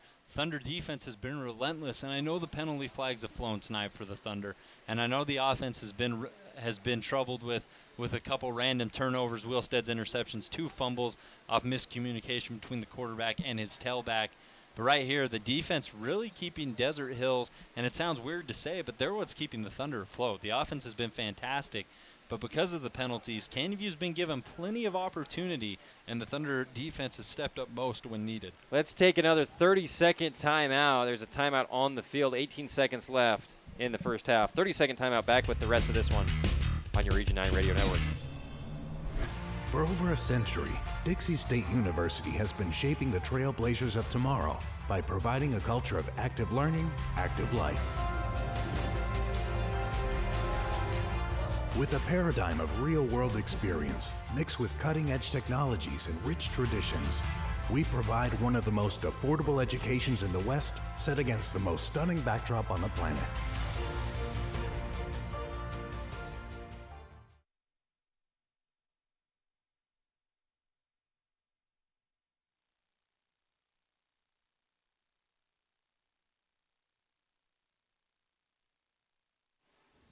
And it looks like Canyon View's going to bring the field goal team out here on 4th and 15.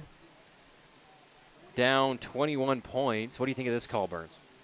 I mean, if you have confidence in your field goal kicker, that's fantastic. But right now, you're in a 28-7 hole, and it should be much more than that. As that ball's tipped, it's going to be returned out of the end zone. Looks like Wilkins has it. Wilkins has room to work. Only the holder to beat. He's going to get by him, and it looks like Wilkins is going to take this into the end zone. That's what I think, AT. I don't think that was the right call. A kick 6 for Desert Hills. I thought it may have been, a hand may have gotten on it. It was well short. It was a 42-yard field goal about. 42-yard field goal. Desert Hills gets a hand on it, and Wilkins just great awareness to recognize this ball's nowhere close. And then he's got guys leading the way. Number 7, Stokes is out there blocking. You have number 7 throwing a great block for Desert Hills, and with only the kicker to beat, he takes it all the way. That's Burgoyne, number 7, throwing some key blocks for Desert Hills. But all of a sudden, why not just air it out? You're down 28-7. It should be much more. Take a shot. Try to make it 28-13, 28-14 before half. And instead, Desert Hills ends up leading this game 34-7 with 2.4 seconds. Wow. Exciting play here heading into the locker room. Still 2.4 seconds left on the clock after the great return there by Jacob Wilkins. In one way I can see that going for the field goal, you want to go with something positive. You're probably feeling like we're not going to win this game. We have a chance to put points up on the board. We trust our kicker. But in another way, if you're still trying to give the impression you're trying to win the game, I think you've got to try to score 6 points every chance you get, because Desert Hills isn't going to be settling for field goals. They now go up 35-7. Well, Canyon View has great confidence in their kicker, but the reality of it is, you don't ever expect something like that to happen, right? You either make it or miss it. You never really consider the fact that Desert Hills is going to return this for 101 yards the other way. That's right. So, I get the call, like you're saying, AT, positivity, putting some points on the board. You either make it or miss it, whatever. We believe in the kicker, but terrific heads-up play from Wilkins and Desert Hills to take that all the way back as this squib kick is going to go. It's going to be received by Bryson Jake. He's going to try to make something here before the end of the half. He'll go down at the 32-yard line, and just like that, it's halftime here at Desert Hills. Thunder 35, Canyon View 7. All right, let's take a 4-minute break. We'll be back with our Info West halftime show stats, scores from around the region. We'll get you all updated on Region 9 football. 4-minute timeout. Back with the Info West halftime show after this.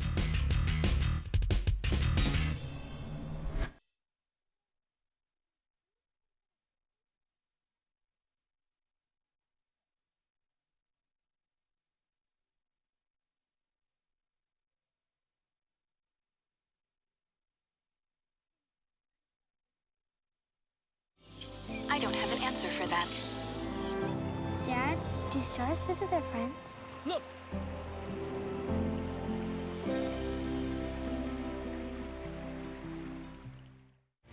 For over a century, Dixie State University has been shaping the trailblazers of tomorrow by providing a culture of active learning, active life. With a paradigm of real-world experience mixed with cutting-edge technologies and rich traditions, we provide one of the most affordable educations in the West set against the most stunning backdrop on the planet.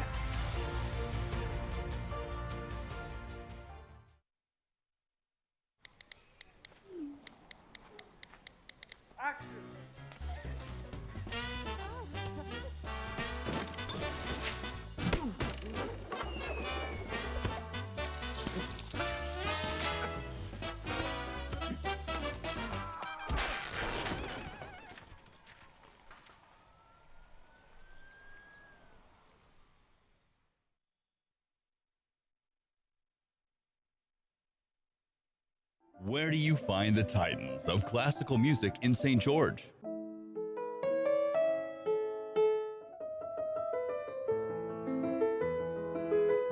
Classical music on Radio St. George, 100.3 FM. Where do you find the legends of jazz?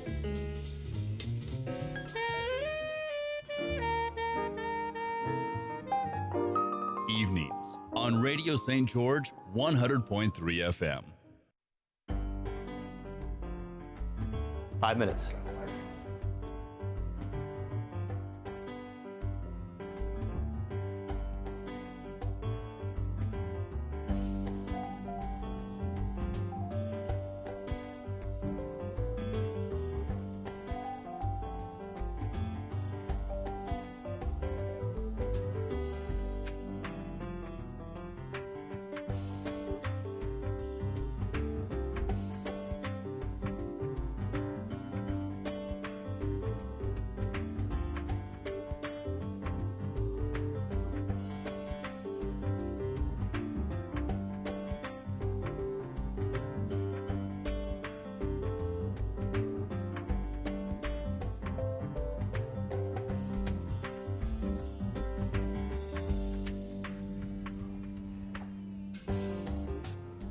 Dude, we've been here forever. They're about to close the store. Would you just pick something already?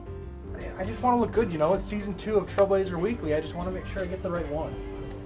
Look at all this great stuff they have here at the Dixie State Campus store.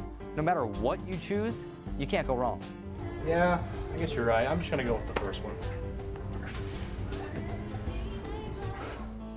Catch the season 2 premiere of Trailblazer Weekly on Wednesday, August 14th at 3 p.m. Presented by the Dixie State Campus Store. Radio Dixie 91.3. We don't play that. Nope, not that. A big fat no there. That's what we play. And stuff like that. On St. George's only alternative, Radio Dixie 91.3. Oh, and from 9 till midnight, we play this. I need a one dance. And this. Radio Dixie 91.3 FM.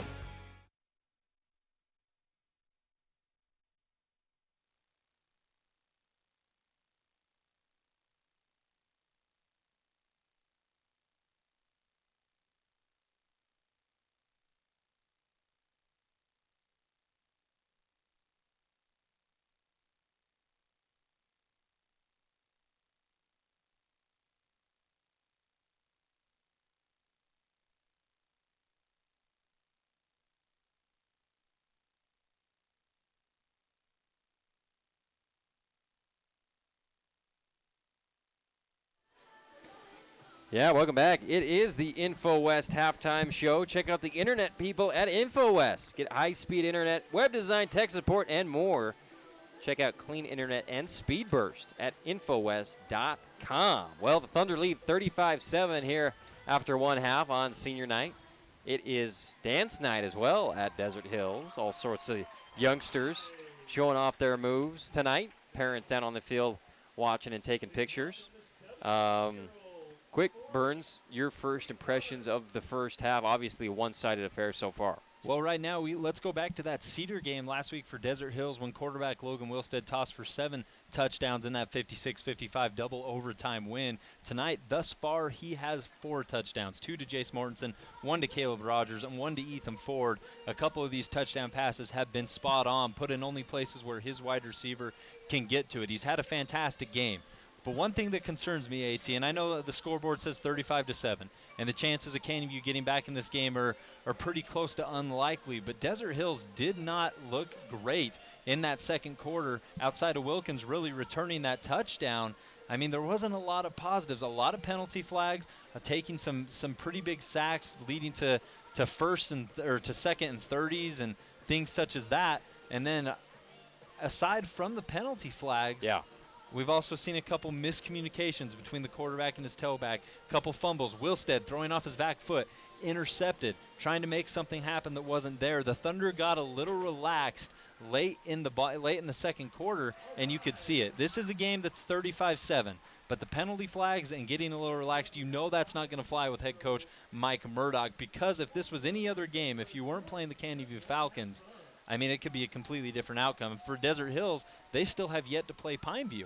And if this was against the Pineview Panthers, these penalties, this relaxed attitude we kind of saw towards the end of the second quarter, it could end up being really what makes you lose a football game against an opponent that you feel you can beat for really to be a top Region 9. Let's take a look at our first half highlights. Brought to you by Wilkinson's a lot in the first half, especially by Desert Hills. Here's the first one. Jace Mortensen on the second play of the first game. Series, 62-yard touchdown, and he made it look easy. Yeah, Jace Mortensen, we know he lives in the middle right there, untouched. And we're going to see Wilstead dropping back here. For the second score, he puts it right into Ethan Ford's hands, where only Ford comes up with it in double coverage. Solid touchdown pass from Logan Wilstead to get Desert Hills out to an early 14-0 lead. And then here's Canyon View. They're going to respond. Harden with a good, powerful run for the touchdown after a long pass to give them a 14-7 game. And then Wilstead throwing it deep again, this time to Rogers in the corner of the end zone, who somehow comes up with that football. A fantastic catch, going up high, terrific coverage from Canyon View, still ends up with it. And here's Ethan Ford.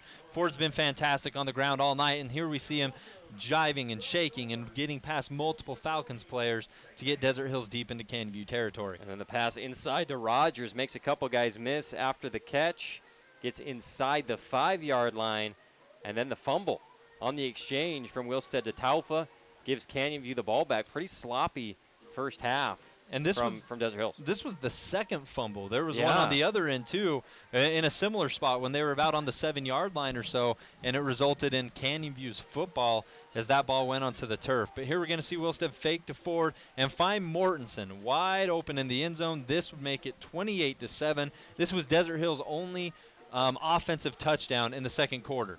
And then the missed kick picked up by Desert Hills.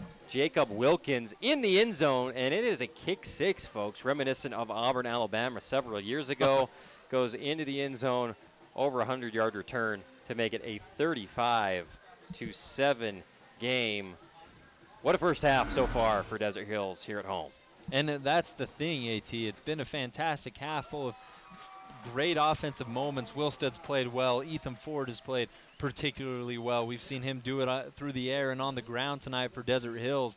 But at the same time, 35-7, it could be around 56-7 right now. Just a couple miscues for the Thunder, and expect them to come out the second half and kind of tighten up some of those loose ends and come out and play a clean, crisp second half of football. Because you know that's got to be the focus in the locker room. Yeah, absolutely. Those highlights brought to you by Wilkinson's. Goes to the experts. Lights, fans, and fixtures, plus unique items like games and much more. at Wilkinson's across from Fiesta Fun in St. George. Well, we're still dancing here at halftime. Let's take another 4-minute break. We'll be back to close out the InfoWest halftime show and bring you the second half of this one. Desert Hills leads big 35-7 against Canyon View here at Desert Hills High School.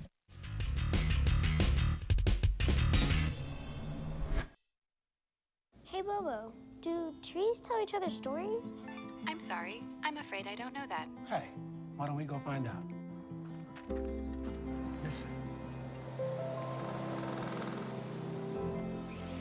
Can birds draw pictures? I don't have an answer for that. Dad, do stars visit their friends? Look!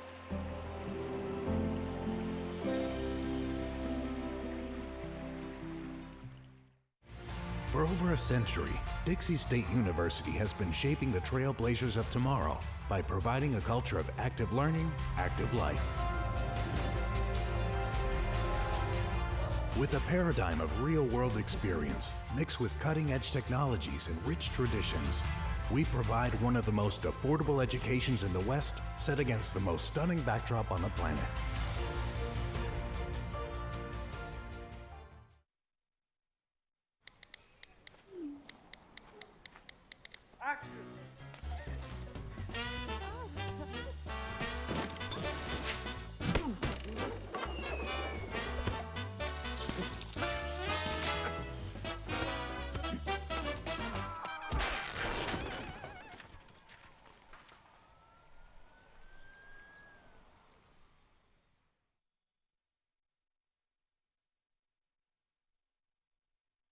Where do you find the titans of classical music in St. George?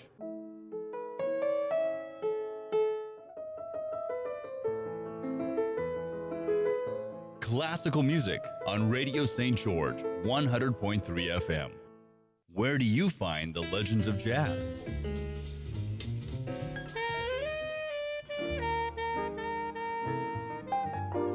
Evenings on Radio St. George, 100.3 FM. 5 minutes.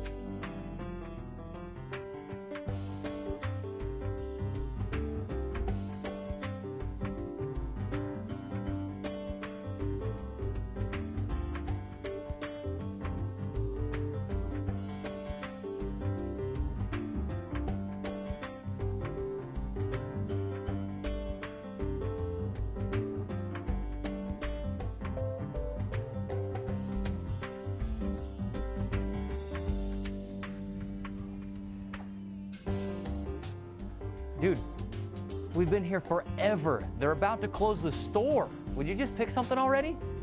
I just want to look good, you know. It's season 2 of Trailblazer Weekly. I just want to make sure I get the right one. Look at all this great stuff they have here at the Dixie State Campus store. No matter what you choose, you can't go wrong. Yeah, I guess you're right. I'm just going to go with the first one. Catch the Season 2 premiere of Trailblazer Weekly on Wednesday, August 14th at 3 p.m. Presented by the Dixie State Campus Store. Radio Dixie 91.3. We don't play that. Nope, not that. The big fat no there. That's what we play. And stuff like that. On St. George's only alternative, Radio Dixie 91.3. Oh, and from 9 till midnight, we play this. I need a one dance. And this. Radio Dixie 91.3 FM.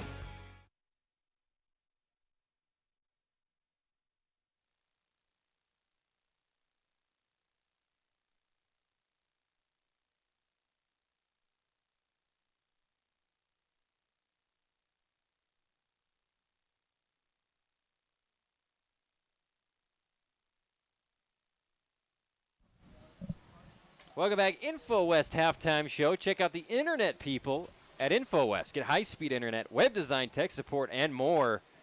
And for your family, check out Clean Internet and Speed Burst at Infowest.com. They're the pioneers of internet here in southern Utah. Appreciate Wilkinson's helping us bring Region 9 football to the airwaves and the TV screen. Let's get some Region 9 updates brought to you by Hearst Ace Hardware, Burns. Know that last score I saw, it was a one-score game between Dixie and Pineview. Have you seen anything? Yep. I thought it was 20-13 last I saw. 20 to 14, I believe, is what the score is out there between Dixie and Pineview. And, of course, we all knew that this was going to be the game of the week. It was going to be fantastic, and thus far it is a one-possession ball game. Flyers currently on top. It was 20-7. Pineview strikes before half, making it a one-possession ball game. And then we go out to Snow Canyon versus Crimson Cliffs. The Warriors lead this game 21-7. The Mustangs get on the board right before half to kind of decrease that deficit, 21-7 in favor of Snow Canyon. Of course, here at Desert Hills, they lead the Falcons 35-7. And the Cedar City Reds, they're in Hurricane tonight, taking on the Tigers. They currently lead 21-6, being led by their quarterback, Jaron Garrett. Tonight, here with Canyon View, we're watching Joseph Garrett. And you can cycle back and forth on your radio dial. If you're on 94.9 FM, KDXU, you can go to 97.7 FM ESPN to get updates on that Pineview-Dixie game.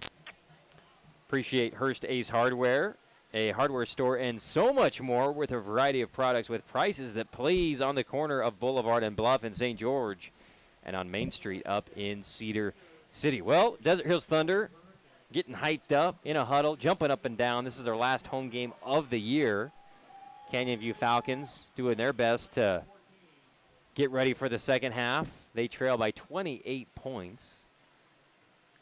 AT, what do you want to see from both teams here in this second quarter? Of course, Desert Hills protecting a pretty comfortable lead. Canyon View really trying to improve here in the second half. I mean, what are some of the things you want to see? That's a good question. I've been surprised that Tanner Harden hasn't gotten more carries. Yeah. We were talking about it in the pregame. He rushed for 160-something yards against Hurricane, 120-something yards against Cedar the last couple games. And he's only gotten, I don't know, a handful of touches tonight. He's their best player. I think he deserves more carries in this one. But I think Garrett's come in and made some good things happen. They've struggled to protect him a little bit. But for just a freshman, he's made some good plays tonight, done a good job for him. And he's still kind of rotating in and out with Bryce and Jake. But defensively, I think the one easy thing you can point to, if there's a talent discrepancy on the edges where you just can't guard the guy because he's faster than you, at least in the middle on that run-pass option that they love to just dink it over to Jace Mortensen for big gains, you got to figure out and anticipate that maybe a little bit better and pinch him or bracket him with the safety and the linebacker. The linebacker's got to get deeper on his drop or something, because that has been too easy for the Thunder tonight. And there's the Desert Hills Thunder posing before the first half to the cameraman over there, James. That was a good shot.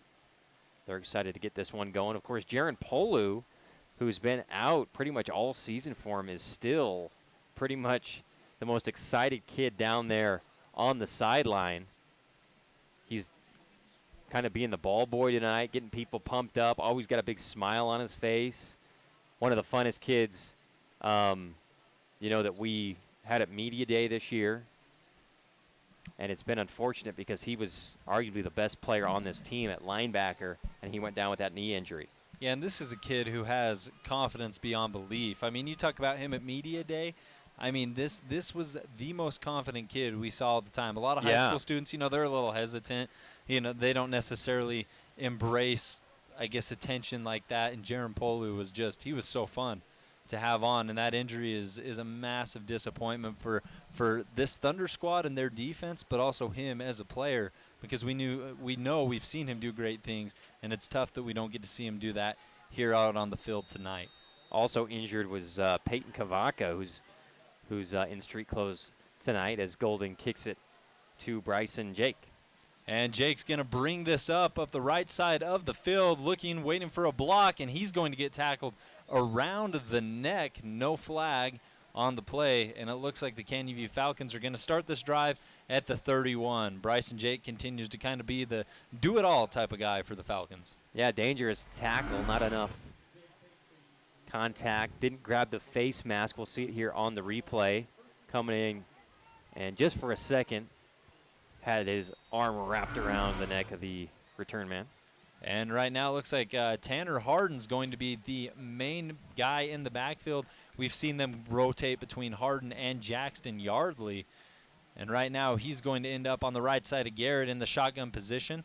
Defensive line shift for the Thunder. Garrett takes the snap. He drops, looks to the left side, has a man there, and that is Springer, who breaks away from Wilkins and is able to get about 4 additional yards after the play. Canyon View first down. And what a powerful catch, and then lowers his shoulder, gets lower than the defender, runs him over, and gets the Fabulous Freddy's first down.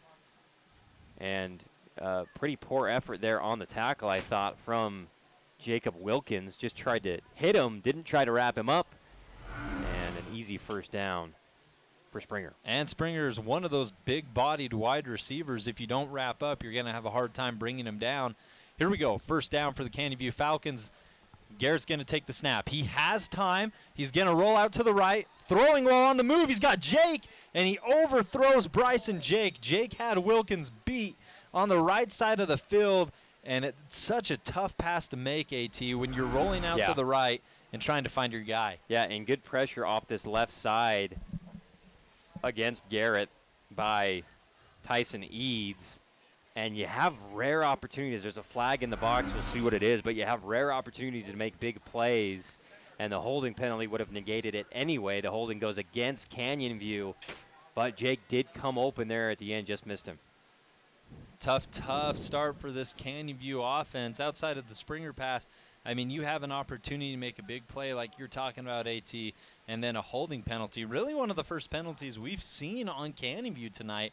For the score being 35-7 in favor of the Thunder, the Falcons have certainly looked like a somewhat more disciplined squad, at least when it comes to those yellow flags flying.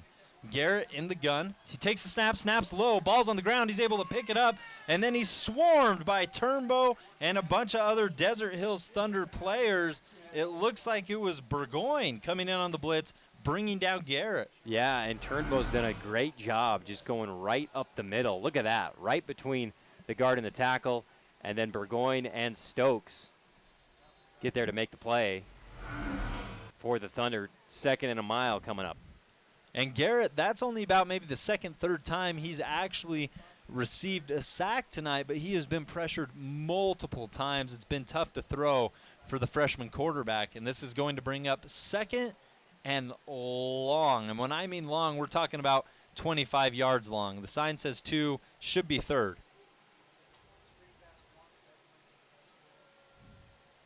Canyon View taking their time, walking up. It's 3rd and 25. A long distance to go for the Falcons, and they have not had very many big yardage plays tonight outside of the Jake pass. Quick throw from Garrett, has his man, threw it a little too high, and unable to come down with it is Bryson Jake out there. He had it at midfield, one-on-one coverage, a little too high. Yeah, in the slot. He was being covered by Luke Watson, but there was about a 5-yard gap between the defender and the receiver. The completion would have made it more feasible to try to make a first down. And the Sticks have it at 3rd down. I thought it was 4th too, Burns, but they're acting as if it's 3rd down because they're going for it. And a quick screen play is blown up by Desert Hills. Never had a chance. Flying in on the tackle. Can't get that number, AT. Yeah, Cy Nunley, who's had an awesome game, just a sophomore, playing the linebacker position, reads the screen beautifully here and has a full head of steam when he delivers the Sand Hollow. Big hit on Hardin. And we see some of that speed right there from Nunley as Kyson Parker had pulled, trying to really set up that screenplay, and Nunley blows right by Parker, delivers a massive hit. This Desert Hills defense comes out fired up. Canyon View started to move, and they'll have to punt it away after a 4th and 30. It's going to be returned here by Golding. Golding waiting for the blocks to set up, kicks it outside, and he's going to be dragged down out of bounds by number 34 for Canyon View, Cole Lake. Pretty decent return, nothing too crazy, but it gives Desert Hills position at midfield and an opportunity to expand their lead. They currently lead 35-7 over Canyon View with 9 minutes, 57 seconds left in this third quarter. And Kyler Golding's kind of Mr. Special Teams for the Thunder. He returns punts, he kicks PATs, kicks off for him, punts, does a lot of stuff. They're going to line up in a bunch left formation. Wilstead in the gun, Ford to his left. Takes the snap. Looks like he's going to give it. No, he's going to keep it. And Golding with a nice block on the other end. It won't matter. Canyon View Falcons in the backfield galore. Number 52 bringing down Wilstead. That's Cooper McMullen, the sophomore. And it looks like they had the read to give there. Instead, Wilstead decides to reverse field and keep it himself. And McMullen makes a great play, tackling him for a loss, about 4 yards. 2nd and 14 approaching for Desert Hills. Wilstead in the gun, this time Ford to his right. Trips right for Desert Hills. They're going to fake to Ford. Wilstead under heavy pressure. Falcons pursuing. He's going to try to kick it to the outside. Loses the football, and the referee saying he stepped out of bounds before that ball came loose. It will remain with the Thunder, but Wilstead only about 4 yards and a hard hit to boot for the Desert Hills quarterback. And I think the right call, there's also a flag down in the backfield after the fake. Wilstead, his second attempted run of this series, trying to get that left edge. Such a wiry, athletic kid when he decides to run. Kind of trots outside. Man, I didn't see him. He didn't go out of bounds, but he would have recovered it anyway. But the penalty would have brought him back. It's going to be 2nd and long for the Thunder. I didn't see a cleat go out there, Burns. I didn't either. It looked like Wilstead maintained, but like you said, he would have ended up on top of it, and the penalty brings him back anywho. Wilstead, shotgun, Ford to his left, quick turns, fires and hits Golding on the right side. Quick little bubble, and Golding's going to bounce it to the outside and pick up about 10 of those yards that were lost. And he lost the ball at the end of this. It was one of these hard ways to go down where he gets tackled. His knee is then wrenched as he goes down and loses the ball, but he's done a good job with yards after the catch tonight. Gets a good block by Rogers. And 3rd down for Desert Hills. Wilstead with the snap under heavy pressure. He's got Falcons all around him. Somehow gets away from a tackle for a couple more yards. It won't matter. It's not enough for a 1st down, but Logan Wilstead drug a couple Canyon View players with him for a good chunk of that. It shows the determination and fight he has. It will not be enough for a 1st, though. Yeah, great effort by Wilstead. One of the things that's too bad for him on his stats is he's a really good runner. He's got great running stats, but he gets sacked, and he takes 2 or 3 sacks a game that are big losses, and that hurts his numbers. That time he was fighting for the extra yards. They're going to keep the offense in on 4th down. And let's see what they do here on 4th. They have trips left. Wilstead looking. He's got plenty of time. Wide open is Kyler Golding, stretching, reaching as he's wrapped up by Bryson Jake. I think he has enough for the 1st down. And they're moving the chains. Desert Hills, 1st down. We're going to see this pass. Wilstead looking. Kyler Golding is the only person in the vicinity and with room to work. Another Fabulous Freddy's 1st down. Fuel it up, wash it down, and save at the 2 Southern Utah Fabulous Freddy's locations.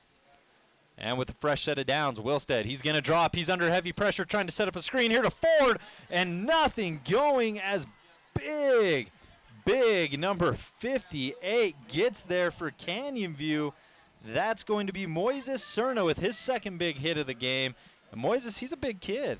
And for him to really read that screen and get out there. Heck of a play. Looks like Warren Sapp. I mean, Impressive that's play. the biggest human in the stadium versus the smallest human. And a great play by Moises reading that screen. And so it's no gain. 2nd and 10 coming up for the Thunder. 4 receivers on the field, Ford in the backfield, and they're going to give it to Ford, who cuts up the right side, finds a hole, and he's going to pick up about 5 yards for Desert Hills. And good run by Ford. It looks like it's going to be a handoff going left. Instead, it's kind of a mesh counter on the zone read on the inside zone. He's going to take it going left, and then he's going to go right and has blockers up ahead of him. Great job by Peyton Williams leading the way up to the 2nd level on that offensive line. So 3rd and about 6 for Desert Hills. Looking for that first down marker. Wilstead takes the snap. He has time. Wide open is Caleb Rogers, who almost made a man miss. He has enough for the first down, and that's back-to-back plays, AT. Well, on this drive, 2 different plays where we've seen on a pivotal 3rd down, Wilstead have time and find either Golding or, in this case, Rogers, kind of untouched. Pretty good arm strength there by Wilstead. Just flat-footed, awkwardly standing, and just flings it out there on a line for an easy first down. Wilstead's going to send Golding in motion with a fresh set of downs. They're going to give it to Golding up the right side on a sweep, and it's going to go for about 5 yards before Golding is knocked out of bounds. And, compared to the first half, AT, Desert Hills had big chunk plays. Yeah. Everything they were doing was coming quick. It was coming big. It was either go big or go home. And right now, Desert Hills, with one of their more methodical drives of the game, kind of taking their time. We're down to 5 minutes, 40 seconds left in this 3rd quarter, and the score remains 35-7. Wilstead, once again in the gun. Ford's going to go out. And Wilstead going to fire into the end zone. He had Caleb Rogers wide open, and he kind of, I don't know if he overthrew him or if that just bounced off Rogers' fingertips. Maybe a little bit of both, and we do have a flag down as well. Pass is incomplete, and it looks like the Thunder are backing up. Yeah, would have been a great catch by Rogers, but definitely catchable for a player of his talent, right in the hands. Just couldn't reel it in. His first real mistake tonight, but a beautiful delivered ball there by Wilstead. And either way, if Rogers would have ended up with it or not, that penalty does send the Thunder backwards. They lead this ball game 35-7. And in the 2nd quarter, specifically, AT, there were multiple opportunities where the Thunder were deep in the red zone or in Canyon View territory, and penalties and fumbles and taking large sacks ended up bringing them back. And now they're moving back even further. They're all the way back to the 44-yard line of Canyon View. Wow, huge loss there. Was a compounded penalty, and that's going to be 2nd and way long for Desert Hills. And once again, they show a lot of good stuff, but against good teams in Region 9, when they finish the season against Pineview, they're not going to be able to keep making so many penalties and get away with it. Here's Crandall on a quick little out pass. Not a lot of room as Bryson Jake is in on the tackle. He's kind of done it all. He's been everywhere for the Falcons tonight. And right there, he brings Crandall to the ground. So 3rd and a long way to go. They're not in field goal range. You have a comfortable lead. Canyon View looking for really only their 2nd defensive stop of the night that hasn't resulted in a Thunder turnover. Looks like they're going to have trips right for Desert Hills. Wilstead's going to take the snap. He looks in the direction of Wilson. Instead, he has to avoid a defender, steps up in the pocket. He's going to take off with it, and he somehow cuts to the right, makes about 4 Falcons miss. He's all the way up the right sideline. He dives for the first down. I don't know if he got there, but what an effort from Logan Wilstead. It goes from 3rd and about 20, and Wilstead making Falcons miss, spinning, moving, juking. Oh, that was much more than 20. One of the best plays of the game is he cuts in, cuts back, refuses to just keep running and go down. He gets to the sideline and then dives for the first down, but a little bit out of bounds, about 2 or 3 yards.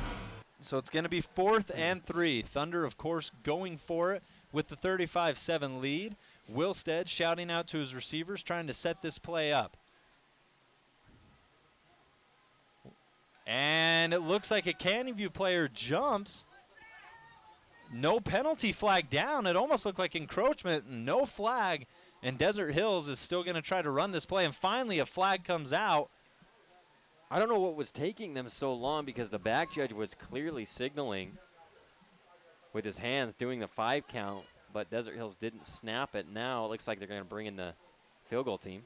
And just a really weird situation, AT. We talk about how Desert Hills has kind of been up and down throughout the night. The big plays have been plentiful, but at the same time, the penalty flags, they've also been plentiful. And right here, it looks like for a second, Canyon View jumps off sides. Yeah. It almost looks like it's going to be a flag on the Falcons and an automatic first down. Instead, the Thunder, while waiting for that flag, end up with a delay of game. And here is the field goal attempt from Kyer Golding. beautiful kick, and the officials say it's no good. It definitely had the distance. 38-yard kick, maybe just to the left. That came off of his foot. That exploded off of his foot. This kid has a lot of talent. Just missed. That's his second miss of the game. Your field goal is brought to you by Utah Gastroenterology. Check them out at utahgastro.com. So Canyon View with another defensive stop. If we go back after that first quarter, really the Falcons have only given up one offensive touchdown. That's it. That pass down the middle to Jace Mortensen. They've had multiple defensive stops, and if it wasn't for Wilkins returning that kick six, I mean, it could still very well be within reach for Canyon View. They've really kind of come alive defensively in the second quarter. And Garrett's going to take the snap. He looks out for Bryson Jake. Jake turns the corner, makes a couple Thunder miss, plows forward. He's still on his feet, and he has enough for about 12 yards right there. Fantastic effort from Bryson Jake after a quick little pass from Garrett. Yeah, I love what he's done tonight for a quarterback and now in the slot.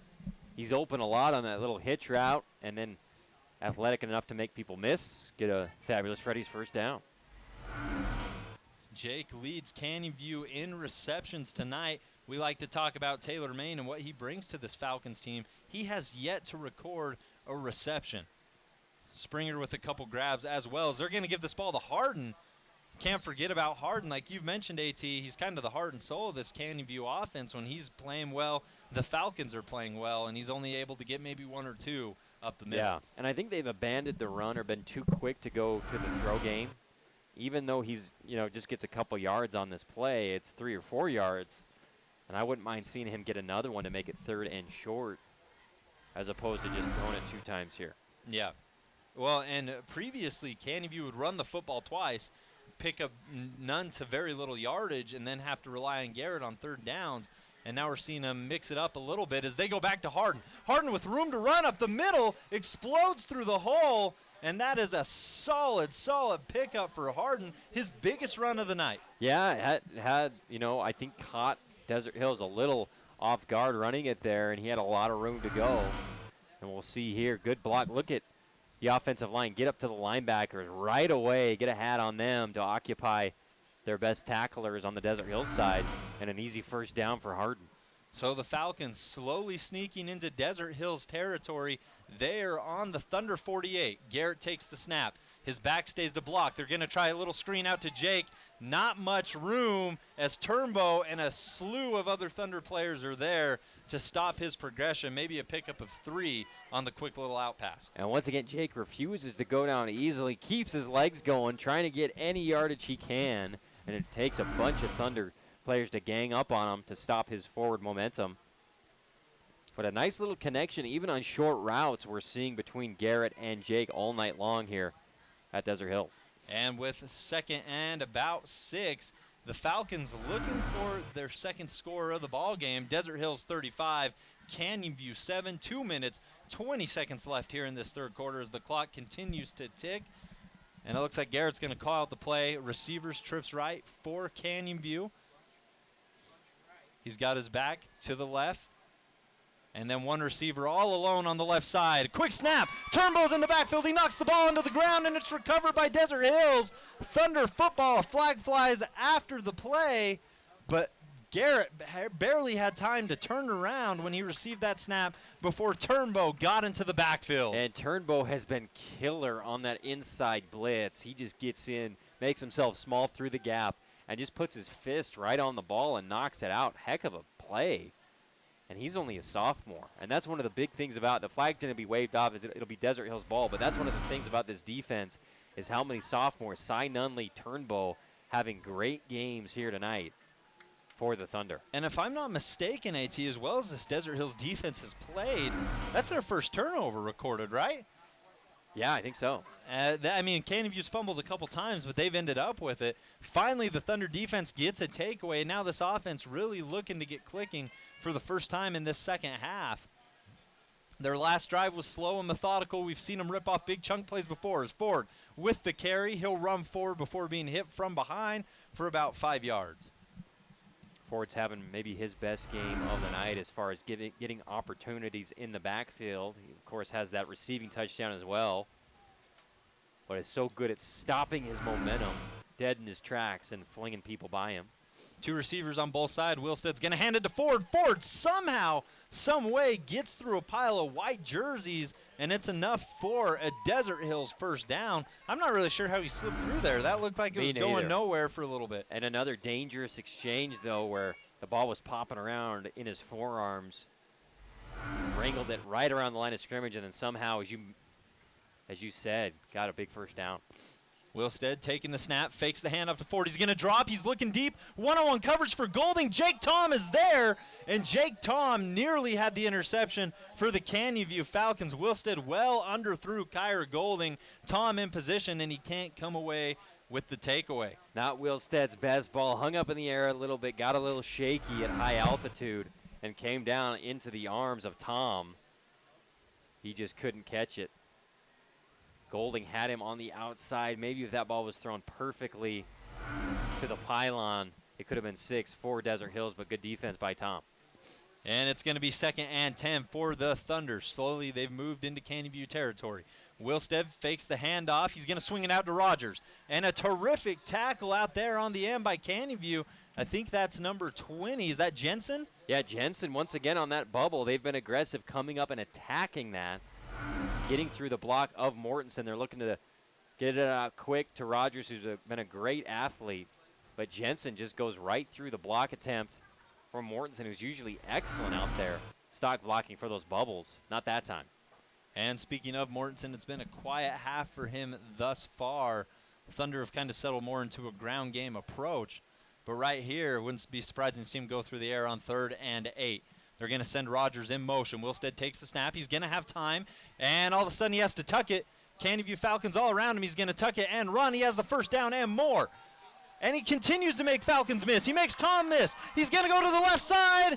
And he jukes another Falcon, and he's into the end zone. Touchdown, Desert Hills. Wilstead turns nothing into a lot. But we do have a flag down. Incredible effort once again by Wilstead, showing off the athleticism. That reminded me of a Lamar Jackson run when Lamar was in high school, letting the guy olay him past him right at the goal line and walking in. Unfortunately for Desert Hills, it's going to be another holding call. But that was a tremendous highlight by Wilstead. Being able to reverse field, run around people, get the edge in the pocket. They can't corral him. Goes out to the right, and then can just stop right here and gets around everybody. And then this is my favorite part right here. He's going full speed, allows the safety to go right by him, and goes into the end zone. Oh, man, he made it look easy, making people miss like it was no big deal. Unfortunately, Desert Hills' first big chunk play of the second half is brought back.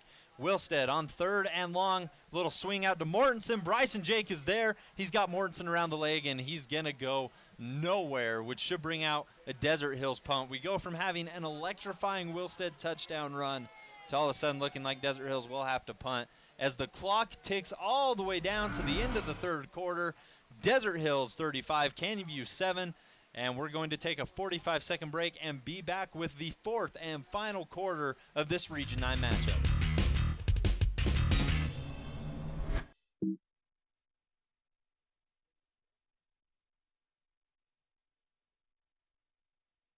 There is a place where looking out means looking in, where an impression lasting only a few seconds will be imprinted on a life forever, where courage is forged and innocence rediscovered, where remembering is rewarding and forgetting unforgettable. There is a place where truth is felt and where seeing is believing. There is a place.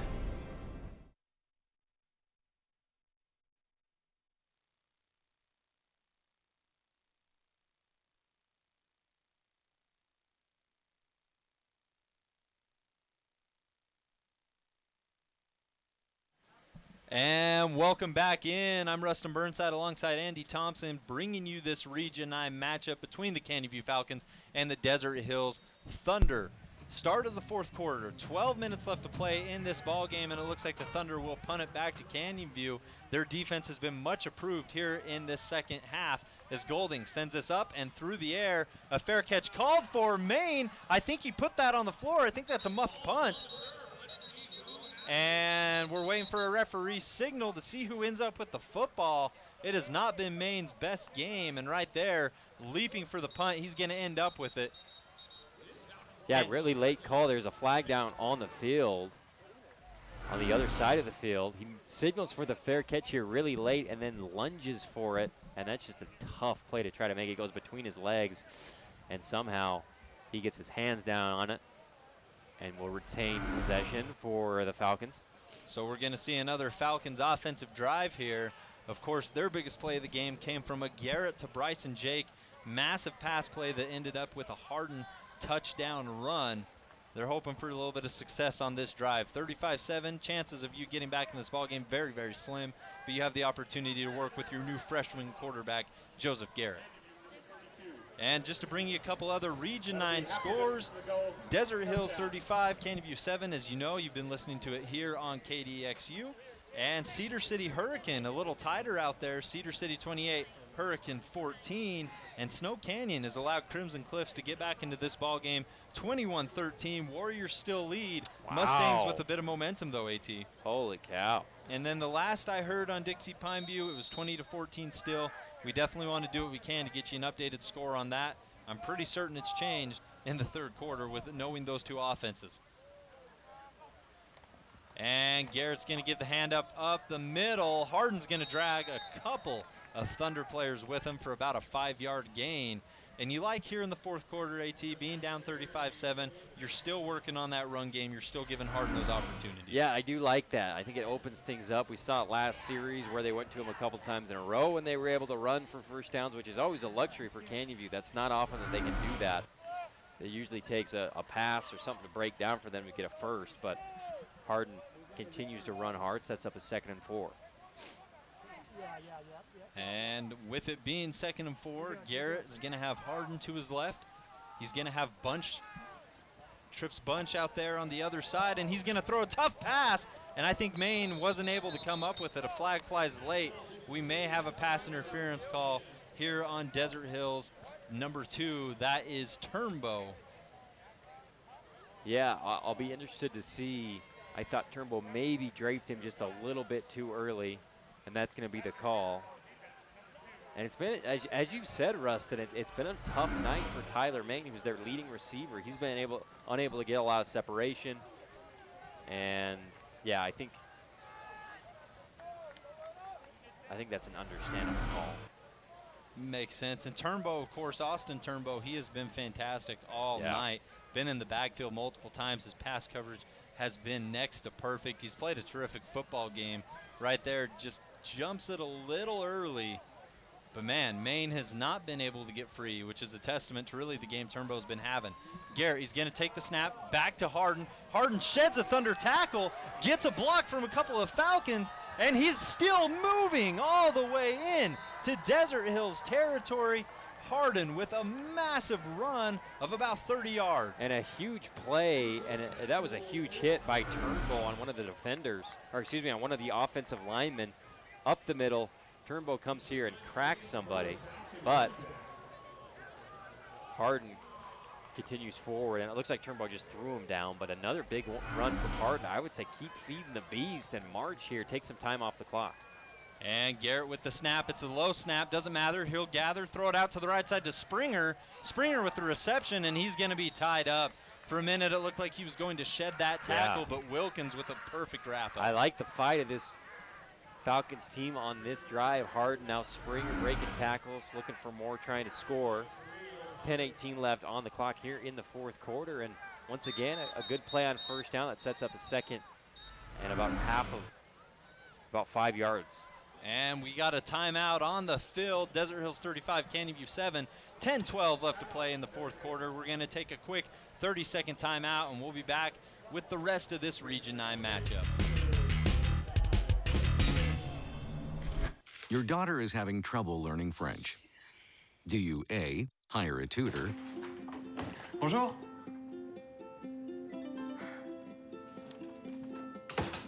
B, enforce a French-only rule at home. Or C, watch some foreign films. When it comes to parenting, there are no perfect answers, but that's okay, because you don't have to be perfect to be a perfect parent. Teens in foster care will love you just the same.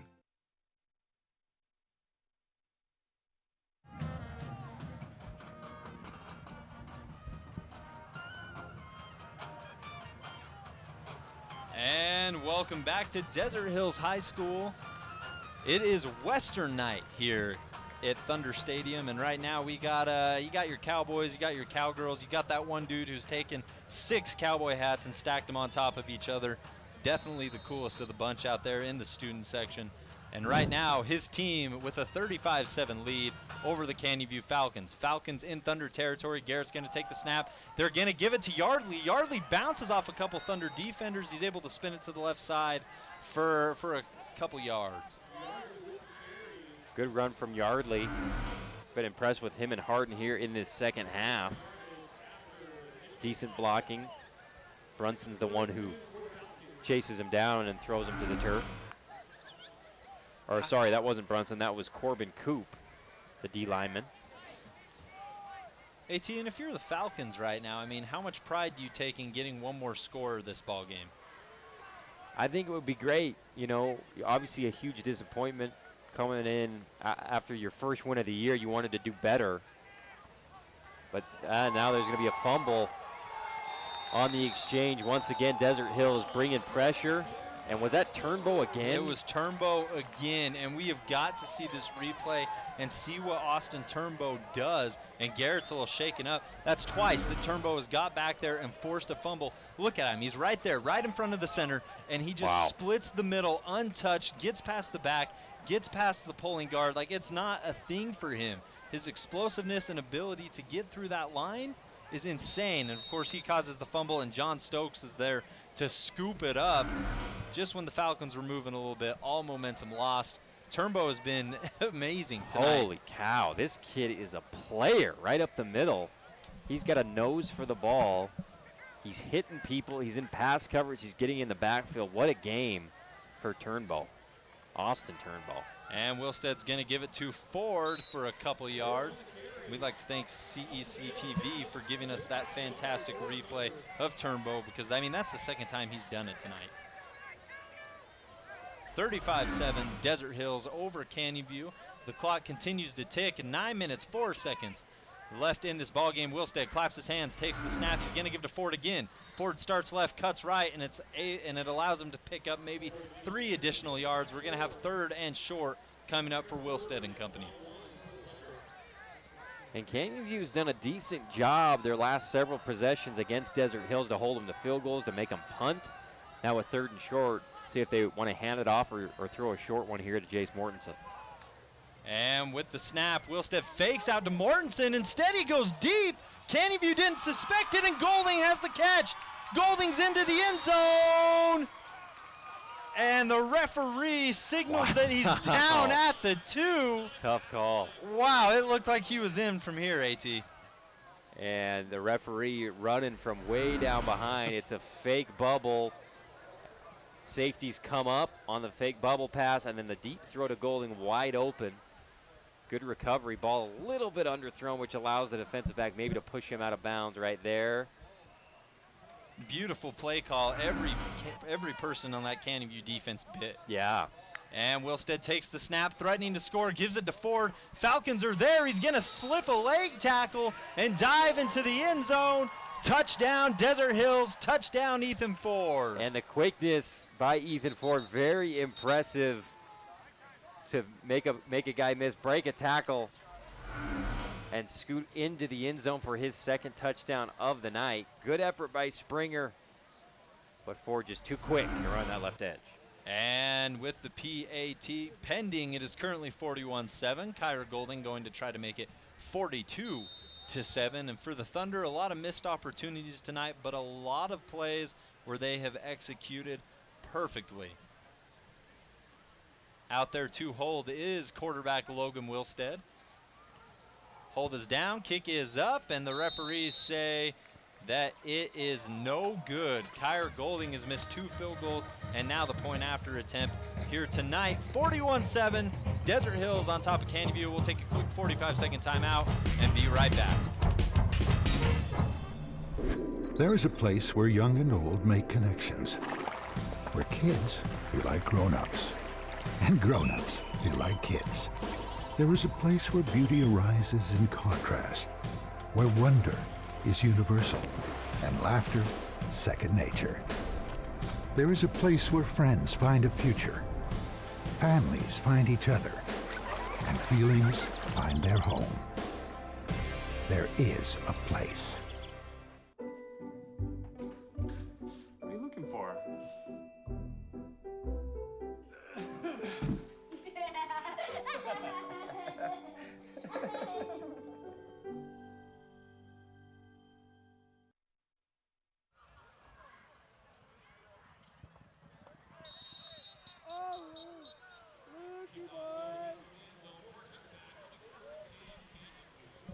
And we're back at Desert Hills as they lead Canyon View 41-7. Rustin Burnside, Andy Thompson bringing you this Region 9 matchup. Real quick, AT, what was the last you heard on that Dixie Pineview game? Well, it looks like Jacob Nobili just scored for Pineview. Panthers take their first lead of the night over Dixie, 24-20 with 1:40 left in the third. Of course, that game is being broadcast over on ESPN 97.7. And at one point, Dixie led this game 27. So, I mean, that's, what do we got right there? 13, 17, 18 unanswered points for Pineview. Yeah. That's just me doing quick math. And trust me, you never want me doing quick math. Canyon View with the football in 8 minutes, 20 seconds remaining in the fourth. Garrett takes the snap, fakes to Harden, and he is surrounded by Desert Hills Thunder players. It looks like number 58 was one of the first to get there, Damon Brunson, who we know is so explosive, and right there, Garrett comes face-to-face with him. Yeah, it's good to see him back in the game for the Thunder. He obviously started this one, but he's been out a lot this season, but one of the toughest kids in the box for him this year is Brunson. And on second down and 11, Canyon View trying to salvage what they can of this football game. There have been positive moments for the Falcons. The offense has had glimmers of hope. The defense has had a couple solid stops. And right here, they're trying to do more. Harden slips a couple tackles, and he's going to power forward to make it at about 3rd and 3. And I like what I've seen from Harden in this second half. Unfortunately, it was a little late for him to get rolling, but now that he has, he's a powerful runner, not afraid to put his shoulder down. He's slipping arm tackles right there. He's dragging Thunder players with him. And here we go. Canyon View trying to get Desert Hills to jump off sides. Garrett stands back up, listens to his coach. We got penalty flags flying. 2 referees throwing their flags basically at the same time. It was kind of like watching like an art production. I mean, that was beautiful. It was almost like a halftime kind of, what are the things where they're throwing flags? Oh, the flag twirlers. Twirling. Yeah, and that's kind of what happened. I mean, they were in sync as you can get. It was a beautiful display. And after that beautiful display, it's going to knock the Falcons back. So they have about 3rd and 7 here, trying to keep this drive alive, trailing 41-7. Low snap. Running back picks up a block. Garrett's going to fire, and that pass was a little low, but a flag comes out, and both players, Wilkins and the Canyon View receiver, Jensen, a little slow to get up right there. They're both up and good. And what do you think, AT? Is this going to be a pass interference call? Yeah, I think it's going to be on Wilkins. It was kind of a bang-bang play, and the flag came out a little bit late. But they're going to give the first down to Canyon View. And you know, after completing his first 4 passes of the game, Joseph Garrett, and really making this Falcons offense explosive, the Thunder have really amped the pressure up here in the second half, in the second quarter. And he's had a hard time adjusting to it. Obviously, you see the potential's there, the talent is there, and I mean, he's only going to get better as he gets older. But right here, this has been a tough moment for Joseph Garrett. Taking the snap, faking the handoff, and under heavy pressure, throws it while being pulled to the ground, and it is incomplete. He put all he had into that throw, but if you've ever attempted to throw a football while being dragged to the ground by 180-pound man, it's not an easy feat. Yeah, Stokes sending pressure again. Desert Hills relentless here, sending the dogs up the middle. And actually, that wasn't Stokes. I apologize. That was Braxton Bundy, number 4, getting in there, wrapping his arms around the waist of Bryce and Jake. And he had a good effort trying to wing it out there, but couldn't get enough mustard on it.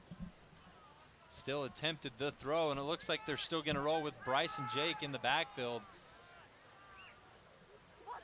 He's going to take the snap. Looks like he's going to fake to Yardley, keep it himself, and a beautiful tackle. Or did Yardley end up with that football? No, that's going to be Jake with the QB keeper. Only a yard or 2 there. Perfect leg tackle from Desert Hills. I believe that was Stokes. And just like that, Canyon View moving very, very, very slowly up the field. Each play has been about a yard or 2 yards, an incomplete pass. And right now it's 3rd and 9. They're going to need something to keep this drive alive as they currently trail 41-7 here to Desert Hills. It is senior night here at Thunderfield. Always a cool moment to watch these seniors be recognized alongside their parents. Jake takes the snap. He's under heavy pressure. He's hit hard. Stokes comes in and delivers a smackdown on Bryce and Jake, and that ball nearly intercepted by Desert Hills corner Theon Lee. Yeah, Lee had a chance at it. Just a sophomore, the backup corner. Great pressure once again, and that's going to be one Lee's going to be thinking about tonight. Rare opportunity to be in the game.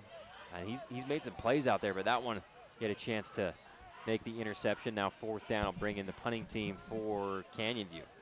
And the Thunder will have time to work. 41-7, and I'm assuming we're going to see some of these JV kids with an opportunity to come out and play some football. 6 minutes remain in this game as the Thunder offense trots out onto the field. And of course, it's always an exciting opportunity with the game out of reach. You get some kids in there like Lee, who we just mentioned, who aren't always necessarily called on.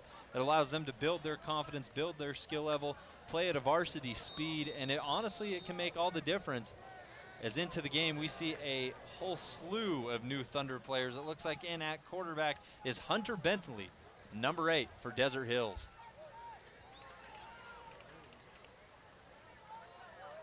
Bentley in the gun. He's going to hand this football off to number 41, I believe, for Desert Hills, which is Elijah Alton, the sophomore running back. For no gain, Bentley, Alton, and a whole cast of newer Thunder players out there on the field trying to make something happen with this 5 minutes, 40 seconds as the clock continues to tick. It's an exciting time for a lot of these players. And we're going to have 3 wide receivers to the right, 1 on the lone side. Bentley loses the handle on the snap, and he's going to eat it and take a massive sack in the backfield. Bentley going down. 2 Falcons are there. We're going to see the replay here on our CEC TV replay on our telecast. Bentley loses it. Number 23 getting into the backfield first for Canyon View for the big loss. That is Bodie Burrows, the sophomore, plays running back, inside linebacker for the Canyon View Falcons. 3rd and long for Desert Hills. Bentley takes the snap. He's going to throw. And a quick pass as they try to set up a screen. Alton breaks a tackle, and he's finally brought down with about 10 yards to go till the first. This will bring up a Desert Hills punt. Bentley with the completion, Alton with the grab. Not much going on after that. A good catch and showing the burst. The young fella, E.J. Alton, who's probably the future at running back for this program, has done excellently at the youth levels up kind of through the farm system of Desert Hills. Got hit hard on the lower half there, short, after just a short gain, but he's got a bright future ahead of him. And Golding rolls right with the punt. He's going to send this one up into the air, end over end, and it's going to be down by Desert Hills at about the 44-yard line of Canyon View. Falcons with one more opportunity to score the football. They trail 41-7. 4 minutes and 10 seconds for the Falcons to get something going. And as Jensen and Maine and company trot back out onto the field, we We have yet to see who will be under center. It looks like they're going to roll with number 1 out there for Canyon View. That's Holden Miller. Holden Miller, the sophomore quarterback wide receiver. So we've seen a freshman in Garrett. We've seen Bryce and Jake. And now we're going to get to see Miller for a little bit. Miller takes the snap. He's going to give it to Harden. Harden spinning. And, man, he has been running so hard. It's tough to see him take that kind of abuse and only manage to get about 2-3 yards. Because he's been putting his shoulder down. He's been spinning. And right there, he's lucky he didn't lose that football. Yeah. That's happened, I don't know, Burns, between both of these teams 5 or 6 times tonight where the exchanges is bad and in dangerous traffic positions, but good job holding on to it by Harden. And here we go. 2nd down and about 8 for Canyon View. Holden Miller, of course, is your new quarterback for Canyon View. He's going to try to get them on the scoreboard, something that has not happened since the first quarter when Tanner Harden ran up the right side for the Falcons score. Miller takes the snap. He's going to drop deep under heavy pressure, trying to set up a screen. They're going to find Harden. Harden has blockers. He's going to cut back midfield before being brought down hard by Desert Hills. A solid pickup as John Dell, the junior, in on the tackle. And we do have a yellow flag. We got 2 flags down, AT. I didn't see it. I think it's John Stokes who might be tossed here tonight. He was getting blocked, got taken down to the ground, and then threw a punch at one of the Falcons players. And I think that's what they're discussing right now. I think 2 refs saw it, they threw their flags, and it wasn't a big wind-up and punch, but he hit him on the helmet with his fist. And we'll see what the call is here. Man, that's tough to see, especially for a kid like Stokes, who honestly has had a terrific ball game tonight. And it looks like there was a holding penalty on Canyon View as well, with the unnecessary roughness or the penalty on Stokes there and the holding penalty that offsets, and we're going to redo this thing. Man, I'm surprised that it was just a personal foul penalty that offsets. That was a clear hold by the Canyon View kid, and that's what caused Stokes to retaliate. And Coach Murdoch is arguing for his player down there. Unfortunate for Canyon View, the chunk plays have been few and far in between. And right there, and here's the play here on there's the punch right there on the helmet. Oh. Apparently not enough to get him tossed. I think in a college game, he's gone. Yeah. But not here tonight. And Miller takes the snap. He's going to hand it up the gut goes Harden for about 4 hard-earned yards. This kid, I mean, he kind of reminds me of, and we're talking about Dixie Pineview. Of course, they're playing over there at ESPN 97.7. Yeah. Tune into that game. It's we'll get you a score update on that pretty soon. But, I mean, he kind of reminds me of Preston Moore, the way he runs. Just lowers his shoulder, not afraid of contact, not afraid of the moment. He's a hard runner, and he is responsible for Canyon View's only score of the night. And to give you an update on that game over on ESPN 97.7, another turnover by the Flyers. And Pineview has the ball on the Dixie 34. Pineview leads 24-20. Hearst Ace Hardware update. And of course, no one needs to be reminded, these 2 teams are atop Region 9, undefeated in region play. Miller takes the snap, another handoff also to Harden, and he's twisting and turning and trying to get any yards that he can. For a Canyon View, it's going to bring up about 3rd and 3. And sorry, that's not Harden. That's number 23 for the Canyon View Falcons. Now in the ballgame, that's Bodie Burrows. We saw him make a pretty solid defensive play, and now he's out there carrying the football. Excuse me, it's going to bring up 4th and 4, and it looks like the Falcons are intent to punt this football away as Bryson Jake comes back onto the football field. Kyra Golding back deep to return. He's standing at about the 20-yard line. This punt coming from the line of scrimmage is at midfield. Yeah, I don't understand. It's 4th and 4. It's on the 50. This is going to be your pretty much the last play of the game. You may as well go for it. And I think they might reconsider and bring the offense back in the game. And I hope they do. I mean, we already had this opportunity late in the second quarter before half, right? Canyon View elects to try and kick a field goal, which of course results in Wilkins with the kick 6, bringing it all the way back when they could have went for a big play.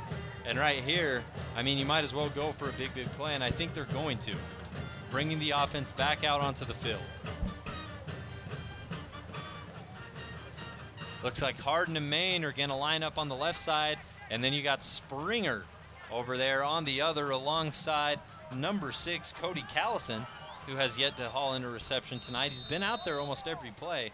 They love his ability to block downfield. As we got Miller still under center for Canyon View. Miller takes the snap. It's going to be a quick throw, and it's intercepted. Intercepted by Desert Hills, number 14, trying to shed Miller to get into the end zone, and he's going to be brought down at the 12-yard line. Number 14, Brighton Bingham with the interception for Desert Hills. And good for Brighton Bingham. Of course, a junior for Desert Hills, doesn't get a lot of time. Jumps in front of this one and almost gets it back for a pick 6. Just a hitch route right at the sticks. Great read. Cuts right in front of the intended receiver and gets it down inside the 20. And this will bring back Hunter Bentley and company. Elijah Alton also back there in the backfield. Running onto the field right now for the Thunder is Randall Lamarux, the senior lineman. A minute 16 for the Thunder maybe to punch another one in, as Alton's going to take this football untouched up the middle and into the end zone. And you can tell Alton is fired up. The scoreboard, it may not have been a necessarily important moment, but it is to that young man. Touchdown Desert Hills, Elijah Alton untouched. 12-yard touchdown scamper. And that makes it a 40-point ball game. Kyra Golding on to attempt the extra point to make it a 41-point ball game. Currently, Desert Hills leads 47-7, a minute 10, and after the Bingham interception, Alton ends up running it into the end zone. Wilstead to hold. Here's the snap. Hold is down, kick is up, and it looks good. It is good. 48-7 in favor of the Desert Hills Thunder here on senior night on a beautiful St. George night. We're going to take a quick 45-second timeout and be back for the end of this Region 9 matchup.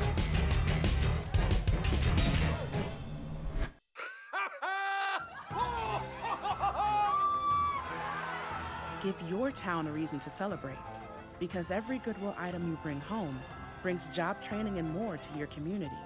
Goodwill. Bring good home. Honorary Forest Ranger Betty White here, lending a hand to my dear friend Smokey Bear. Because for 75 years, he's only said, only you can prevent wildfires. But there's a lot more to say. Like if you park your car on tall, dry grass, the hot exhaust pipe can start a wildfire. So keep the animals safe, especially the cute shirtless one. Go to SmokeyBear.com to learn more about wildfire prevention.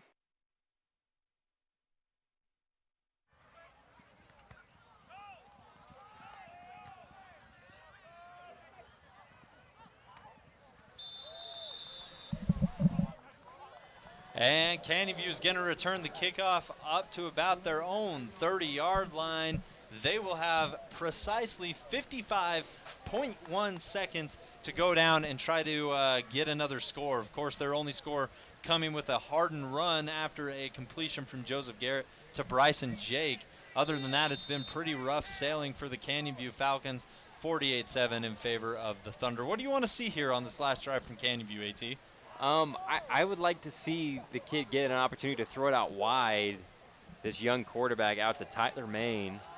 It looks like they're going to be content maybe to run it with him a little bit. Yeah, sliding to a stop is Miller for about a gain of 2. A couple players over there down on the ground. Everyone gets back up. We're good to roll. Clock continues to tick. 26 seconds left. We'll see if Canyon View runs another play here. Kind of standing around waiting to see what the play call is going to be, if there is a play call at all. Of course, stay tuned for the post-game show sponsored by Johnson Pediatrics. We'd like to thank them. Dr. Cody Johnson and his staff make your kids feel right at home. See why so many are choosing Johnson Pediatrics. And that's going to do it. The clock runs dry here on senior night at Desert Hills High School. The Thunder win in dramatic fashion. Well, in big fashion, whatever you want to call it. 48-7 over the visiting Canyon View Falcons. The Thunder will now anxiously wait to see the result of this Pineview-Dixie game, as we're all kind of doing the same. We're going to take a 3-minute timeout and be back with the Johnson Pediatrics postgame show, bringing you the stats, the highlights, the analysis from what was an eventful night here at Desert Hills High.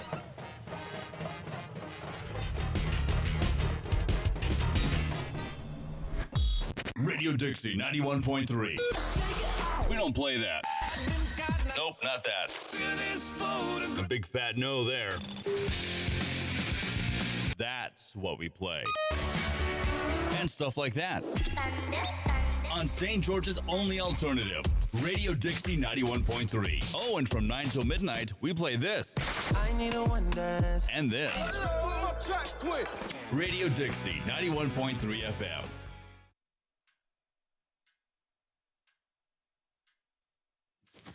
Awkward. I'm the awkward silence. You try to avoid me, then there I am again. But an awkward silence can be a great thing. Like Kelly here is about to demonstrate. You haven't really been yourself lately. Are you okay? Find out how you can help a friend with their mental health at seizetheawkward.org. For over a century, Dixie State University has been shaping the trailblazers of tomorrow by providing a culture of active learning, active life. With a paradigm of real-world experience mixed with cutting-edge technologies and rich traditions, we provide one of the most affordable educations in the West, set against the most stunning backdrop on the planet.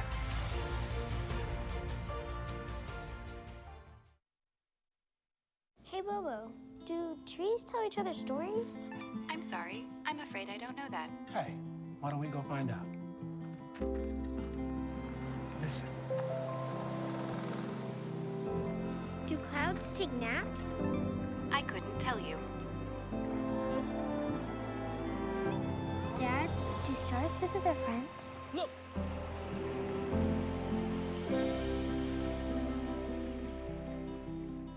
There is a place where looking out means looking in, where an impression lasting only a few seconds will be imprinted on a life forever, where courage is forged and innocence rediscovered, where remembering is rewarding and forgetting unforgettable.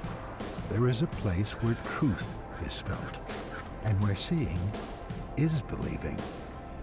There is a place.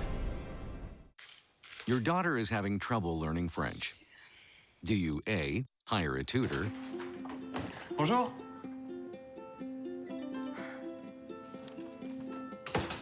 B, enforce a French-only rule at home?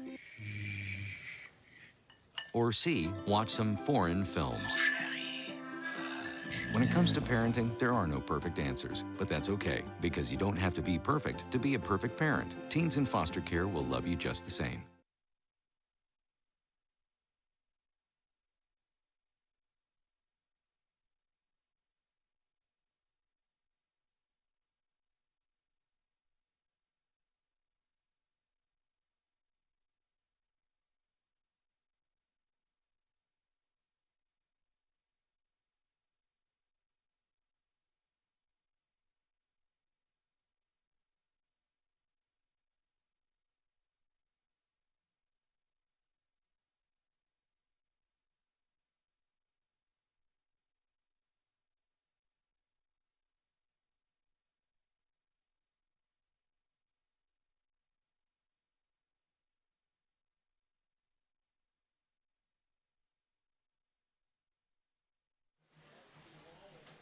This is the Johnson Pediatrics postgame show here at Desert Hills High School. Rustin Burnside, Andy Thompson.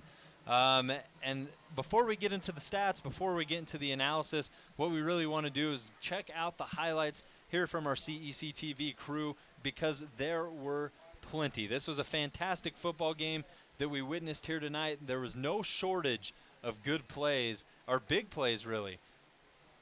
Yeah, here's Desert Hills. Wilstead had another great game throwing the ball, this time out to the left to Golding, who lowers his shoulder. Physical after the catch tonight. I thought Golding did a great job, as well as Rogers. And then Wilstead doing a bunch of crazy stuff in the pocket, running around with his feet, getting to the outside, and almost getting the first down on this play. Came up just a few yards short, but he had some outstanding runs tonight. Just his ability to make defenders miss is next to none in Region 9. And here we see Garrett with no time to throw. Turnbow getting into the backfield, knocking that ball loose. Stokes picking it up. That was the second fumble forced by Turnbow. And then Wilstead going deep on the fake bubble, throws it over the top to Golding, who steps out at about the 2-yard line, and then they give it to Ethan Ford around that left side, too quick to be brought down. And that fake bubble was a fantastic play call. Every Canyon View Falcon bid on that play, came forward, and it left Golding wide open. And here's Bentley. And then the young sophomore up the middle, E.J. Alton gets it for his first touchdown of his young career. Man, it's Desert Hills, excellent game offensively. It's always fun to see moments like that. Of course, the score didn't necessarily matter at that point. The game was out of reach. And if you're the Thunder, like you like to see these young players come in. Bentley, of course, completed that screenplay there in the fourth quarter. You enjoy seeing these guys come in, get some playing time at the varsity level, and perform as Alton did right there. Absolutely. Stay tuned for our player of the game, Dats Trucking. Actually, let's name that right now. We'll let our TV audience go, but let's name our Dats Trucking player of the game, as well as our Appliance Wholesalers Plus Playmaker play of the game. Let's do Dats Trucking first. What do you think, Burns? I think Austin Turnbow on defense was awesome. Forced a couple fumbles, made a bunch of plays. But it being senior night, I feel like maybe we should pick a senior. Logan Wilstead had a great game, threw for a bunch of touchdowns. What do you think? Logan Wilstead did have a fantastic game. And I do want to pick a senior here. You can make the case for Logan Wilstead. You can make the case for Jace Mortensen, who had a fantastic game, of course, hauling in 2 touchdown receptions himself. The players were everywhere. Everyone was performing. And, so badly, AT. I want to roll with Austin Turnbow. But I also want to give credit here to Ethan Ford, and he's just a junior. So you need to pick a senior for us too, AT. But he had a fantastic game. There's not a lot of seniors on this team. No, there's not. There's not. I mean, at least not that many. Screw it. We're giving it to a junior. Ethan Ford, you're our Dats Trucking player of the game. For the play of the game, I think we go to Turnbow. He did that twice, Burns. Twice where he just goes through the A-gap, knocks the ball away. And congratulations to Austin Turnbow for a great game. We're going to give a co-award to all the seniors for doing a heck of a job here on senior night. Cowboy Night, you did a great job. You got a lot more football left to be played in the playoffs. But your last one here at Desert Hills, they're out there taking pictures. What a game for the Thunder to go out on senior night in front of their home faithful. They get a huge win, 48-7 over Canyon View. Those are your award winners. We'll be back for the, and don't forget, the Holbrook Asphalt Big Score Dessert is on, courtesy of our friends at Holbrook Asphalt and Yogurtland. You head over to Yogurtland for a free 5-ounce frozen yogurt, because Desert Hills scored 48 points. So check them out over at Yogurtland and say, hey, I'm here for the Holbrook Asphalt Big Score Dessert. Appreciate CEC TV. Great job, as always. Appreciate them supporting Region 9 athletics. And we'll let the TV audience go. We'll continue just for a couple minutes on our radio show after this 30-second break. We'll be back to wrap it up here from Desert Hills High School.